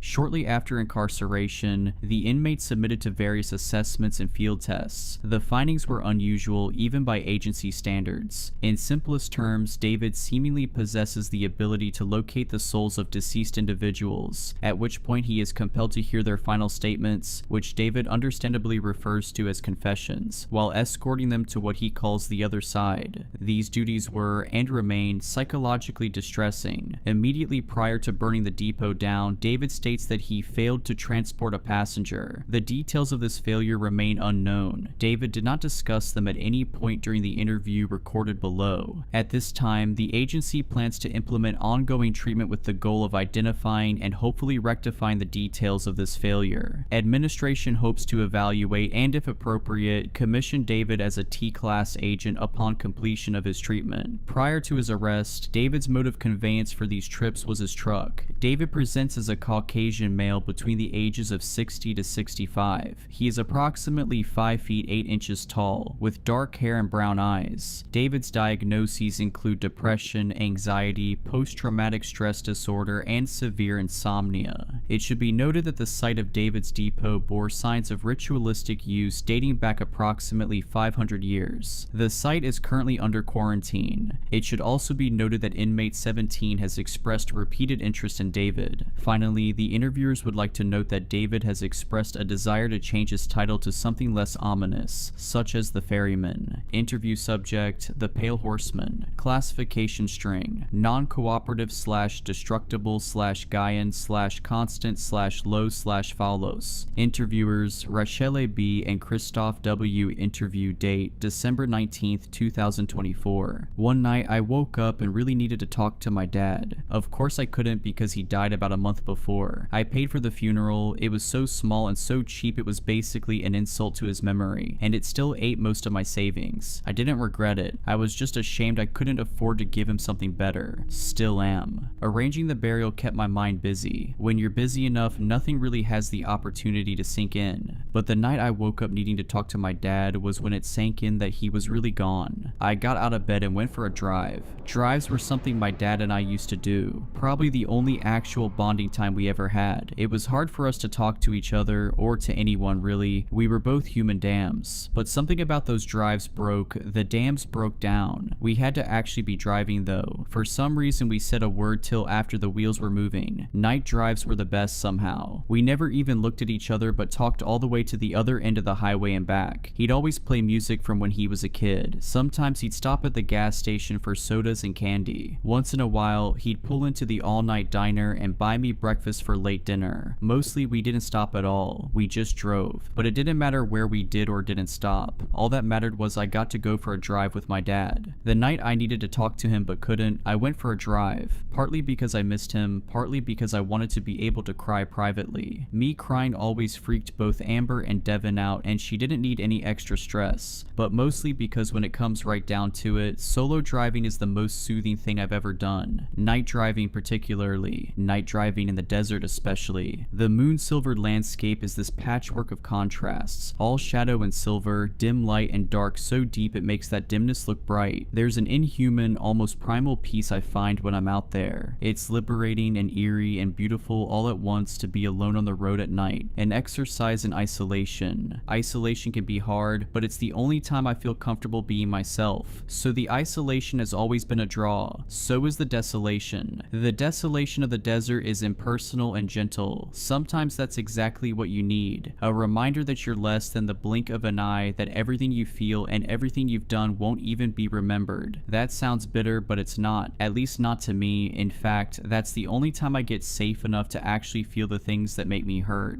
On that night and on that drive, I was remembering the night before my dad went to the hospital for the last time. He was still himself, but his mind was not exactly slipping, but traveling, flitting back and forth between childhood and adulthood, and staying back more often than not. That night especially, it was kind of like he was a little boy again. He was scared of the dark and started crying, so I got in bed with him the way I used to when my kid had nightmares. He snuggled in just like Devin used to and started talking about his life. Things I never knew, things I never even thought to ask. God, that was hard, knowing there was so much he never told me, so much I'll never know. He got to talking about his mom. I asked him a question, I don't even remember what, and he sat up hopefully, asking if his mama was there. No, Dad, I said gently. Is she coming? The hope in his voice broke me. Remembering his as I drove along the road that night broke me all over again. The desert glided past as I cried, shadows and darkness all covered in a thin film of silver moon. That landscape reminded me of my heart, a bottomless dark pit filmed over with whatever light I could muster for my family's sake. At some point, I noticed the road was different. I know that road. I know every bump and shimmy. You know how desert highways can be. Rippled, warped, cracked. I knew the stretch of road I was on was so broken up it sometimes felt like a monster was reaching up from under the asphalt and jerking your wheels around for the fun of it. It had always been that way. I figured it would always be that way. But that night, that stretch of road was so smooth it felt like my wheels weren't even touching the ground, like my truck was gliding on air. That's when I saw the hitchhiker. I don't pick up hitchhikers. Not because I expect anything bad to happen, I really don't. I've found that it's easier to trust everyone until they give me a reason not to, and hitchhikers are no exception. The only reason I didn't pick them up is because I had a family and they needed me. I couldn't take the risk, even a small one, for their sakes. But this guy, I had to pick him up because in silhouette at least, he reminded me of my dad. I'm not big on fate or mysticism, not at all, but I do believe in human connection. I think everything on earth is more deeply connected than any of us know or even want to acknowledge, and denying that connection is the root of a lot of problems. I guess that actually sounds pretty mystical, but why was I even on the road, right? I woke up missing my dad and went for a drive specifically to cry for him where no one would have to see. On this drive, I just happened to see a guy in need who looks like my dad asking for help. What are the chances? 0. Those chances are 0. It felt like one of those connections, so I pulled over. The hitchhiker climbed in as coyotes howled nearby, pleasantly eerie. The desert outside looked darker and brighter than ever. Up close, the guy looked so much like my dad that it made me choke up.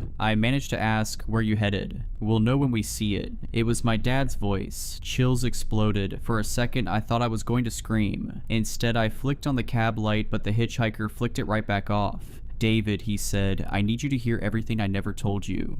Dad, I remembered the way he'd said mama on his last night at home. That's what my voice reminded me of. "Where's my mama? Is she here? Mama, are you here? Daddy, are you here?" He didn't answer, but of course he didn't. He couldn't because the wheels weren't moving yet. I put the truck in gear and started driving on that road so smooth it felt like my wheels were touching nothing but air. Once we were at speed, my dad started talking. "I loved my mom," he said. "She did so much for me, more than I could ever do for her. I did everything I could. I went hunting out in the hills for food, set traps and checked them every day with my old hound dog. I miss him." He wiped his eyes. "But my mom, my mama, I helped her clean and make dinner, tried to do all my chores without being asked. She was the best, David, just the best. I'd give so much for you to know her. She'd have loved you. I think she would have showed me how to love you better than I did. Reminded me that it's not weak to love well, that not loving well is the weakness. I adored her, David. I wanted to grow up be like her." He sighed. "Instead, I grew up to be like my dad. That's not bad. He wasn't a bad man. He just was how he was, just like me. You'll know how he was because you know how I was. Always telling you how you did this or that or said that wrong. I did that because I saw what he did to me. And you know, it taught me to apply myself. Taught me to learn fast, to do everything on my own, to hold everything together even when I didn't know how to hold myself together. I saw what that did to him. I recognized that it did the same to me, and I know it's the same for you. I'm sorry." He wiped his eyes again. "I wasn't sure I wanted children, but back then you didn't really get a say. It was just what you did, so I did it. But I was worried, David. I was scared, but I couldn't admit that. My dad taught me not to get scared, but even though I couldn't admit it, I was scared right up till the second you were born. And when I saw you, the most beautiful baby boy that ever was, I was still scared, but I was so happy. When I held you, the world got brighter than bright. I promised you and myself that I'd give you the whole bright world, that I'd be as good a dad to you as my mama was to me. I wanted to. David, I wanted to more than I ever wanted anything, but I couldn't figure out how. I wanted to speak so badly. I felt my dam coming down, but it was still holding, and my dad's was broken in a way nothing had ever been broken, so I kept my mouth shut. I couldn't even say I love you when you started getting bigger, not because I didn't. I did, I do, more than I ever showed and more than you'll ever know. I was just so afraid I'd say it wrong. I was afraid I was doing everything wrong. I started believing I was doing everything wrong. I started feeling you'd be better off if I wasn't too involved, the way I'd have probably been better off if my own dad hadn't been too involved. I didn't think it, not like that, I just felt it. To be as good a dad as my mom was a mom took something I didn't have, something I didn't know how to get.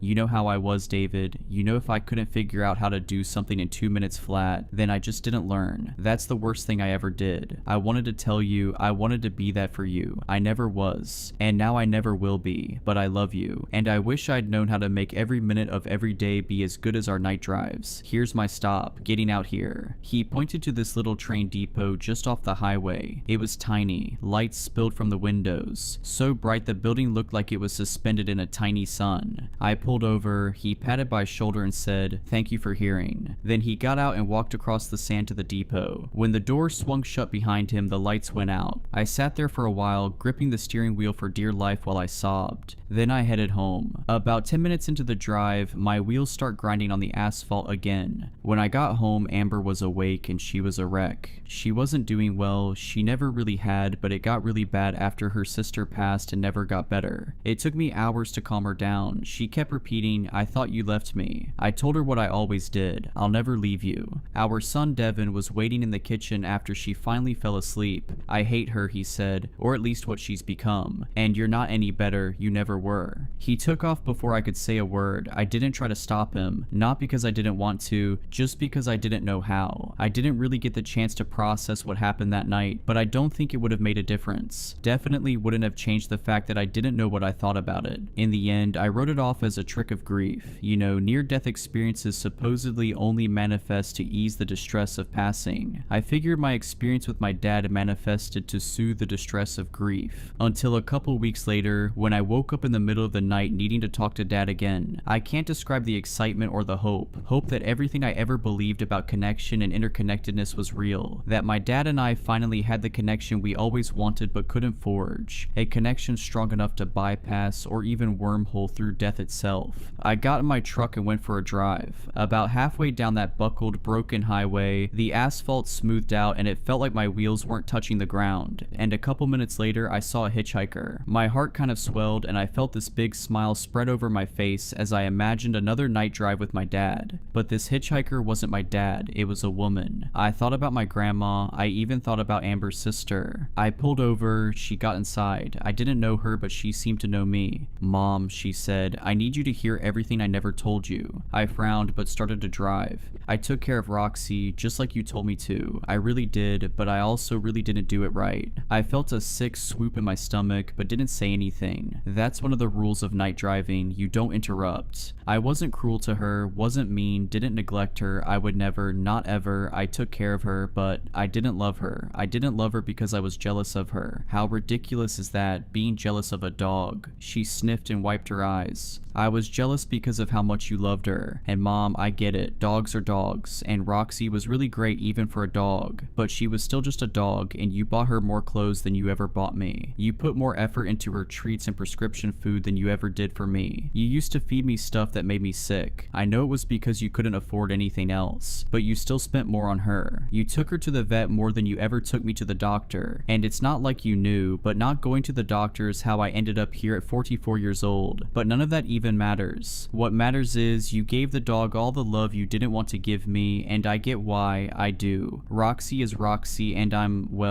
me." Her face crumpled and she wiped her eyes again. I tried to overcome those feelings because they were so ugly and so stupid. Who gets jealous of a dog, especially such a good one? People like me, I guess. I tried to overcome it. I tried to kill the jealousy, but I couldn't. And you know what? That dog loved me anyway. As much as she loved you, as much as I loved you. Hell, sometimes I think she loved me more. Why do children and dogs have to love as deeply as they do? I always wondered that. It's not fair. It's not fair. She released a shaky breath. You know, Roxy wasn't allowed to sleep on my bed. That was a big no-no and she knew it, but sometimes I'd wake up crying or I'd have a panic attack, and she'd jump up and nuzzle me until I calmed down. Then I'd put her back on the floor. She uttered a sob. Why did I do that? Why? All she wanted was for me to love her back, and she was so easy to love too. I still couldn't do it. She died on a Tuesday morning before work. It was winter. She didn't want to get up. I thought she just didn't want to go outside because of the snow, so I forced her. But she wasn't being a brat. She was in heart failure and the stress of walking in the snow. Oh my god, Mom. She crawled into my lap and died there. If I hadn't made her go outside, she wouldn't have died like that. Not in the lap of someone who never let her on the bed unless they got something out of it. She laughed, then sobbed again. If someone gave me the choice, I would burn in hell for an eternity of eternities if it meant I could go back to give her the life she deserved from me. Sometimes I wonder if you ever felt the same way about me, Mom. I don't know what would be worse. If you didn't or if you did. Here's my stop. Let me out here. Thank you for hearing. Just off the highway, the train depot shimmered into bright, blinding being. The lady got out and trudged across the sand. Maybe it was wishful thinking, but when the door swung open, I saw the silhouette of a little dog in the doorway, tail wagging a million miles a minute. When I got home, it was almost dawn and Devin was having a breakdown in the front yard. Amber was trying to calm him down. When I pulled up, she ran over and started raging at me about everything and nothing. I sent her inside to rest and took over. Devin was coming down off something and I could tell it was a rough landing. It happened a lot, every couple months at least. It used to make me angry, but I didn't have it in me to be angry anymore. Even if that wasn't strictly true, my anger only ever made things worse. Both Devin and Amber had plenty to be angry about without me adding to it, so I shut the anger down and sat on the grass with him. Devin started talking. I tried to listen, but it was hard. My mind was going as fast as that little dog's tail, a million miles an hour, only these weren't happy miles. All I could think is how pointless it all was, how this life was all I had and all my kid would ever have if he was lucky. Not for the first time, I felt like I'd cursed my kid. In a good month, I could afford to give him half of what he needed and none of what he deserved. What kind of life is that? How crappy is it to love someone so much that you'd kill or die to make them happy, but to never have the chance to do either? This is all he gets, I thought. This is all any of us get. What's the point? A few nights later, I again woke up needing to talk to my dad. I got in the truck and drove along that rutted, broken highway until it turned so smooth it felt like my wheels were running along the air. A few minutes later, I saw an impossibly small hitchhiker waiting on the side of the road. I pulled over. This tiny little boy climbed in. He looked so sick and he was so small I had to help him. "Daddy," he said, "I need you to hear everything I never told you." I started driving. I wanted to meet my baby sister. I tried to hold on to see her just like you asked. I tried to be strong, but I wasn't. I'm sorry I couldn't hold on anymore. I was too tired, Daddy. I'm sorry. I'm sorry I kept making you and Mommy cry. His lip trembled. He looked out the window at the wide pale moon and the silver dark desert. "Are you going to forget me, since you have a new baby now?" I started crying too. "Please don't forget me. I won't ever forget you. I won't forget Mommy singing to me and holding my hands when I was in the hospital. I won't forget when you were crying in the garage. I was scared because you never cry, but then you hugged me and said I was brave, and you were only crying because you were happy I was so brave. I won't forget that, Daddy. I'm sorry I made you cry all the time. I'm glad you'll have a new baby to make you smile. Just don't forget me when you smile. And please don't cry when you remember me. Please just smile. I think I need to get out here. Thank you for hearing." The depot shimmered just off the highway, brighter and soft. "Can you walk with me, Daddy? I know you can't go in, but I'm scared of the dark." I got out first, then helped him down onto the ground. He squeezed my hand as we walked across the sand. "Is it going to hurt?"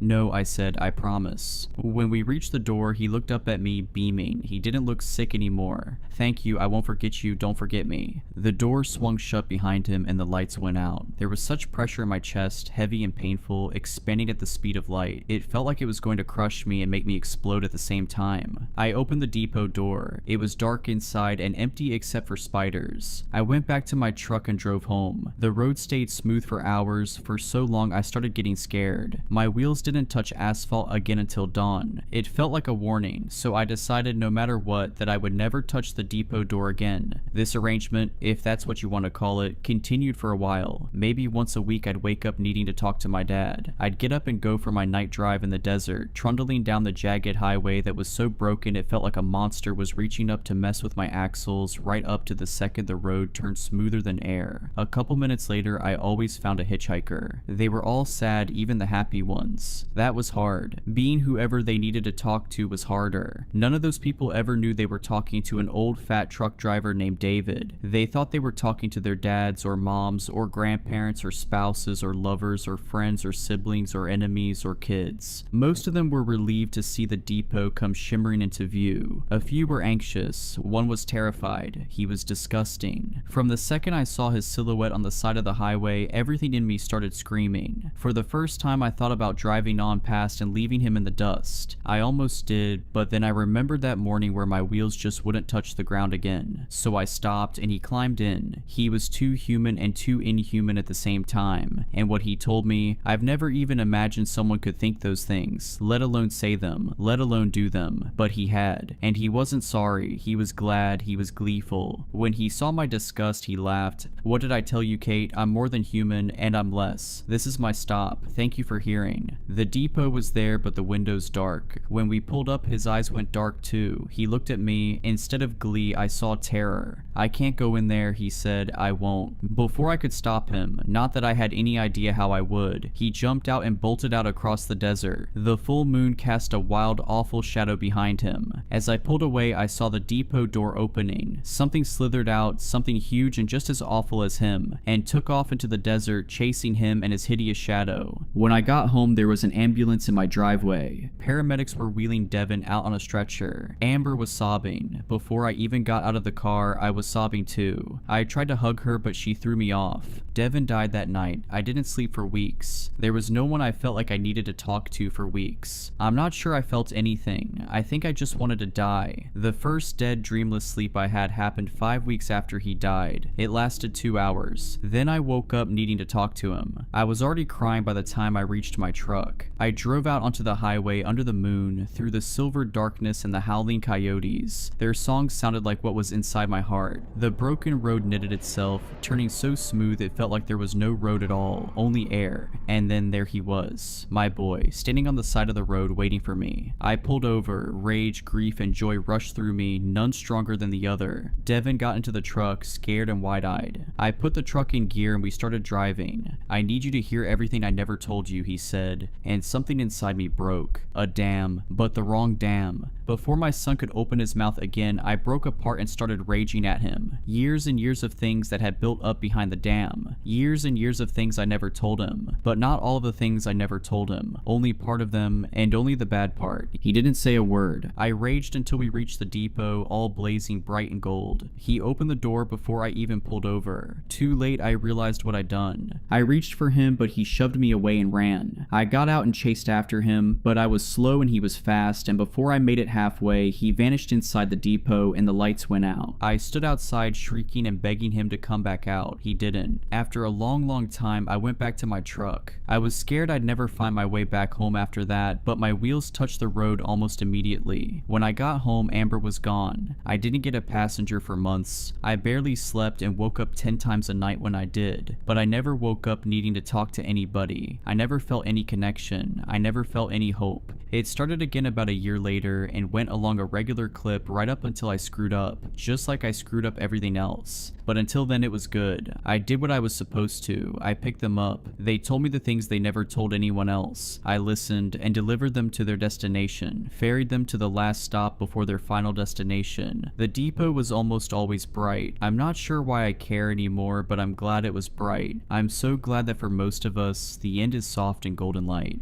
If you enjoyed these stories, please consider subscribing and liking this video. Let me know your thoughts of these stories in the comments below. I frequently talk to my viewers there. But anyways, I hope you were creeped out. Just kidding. Stay safe.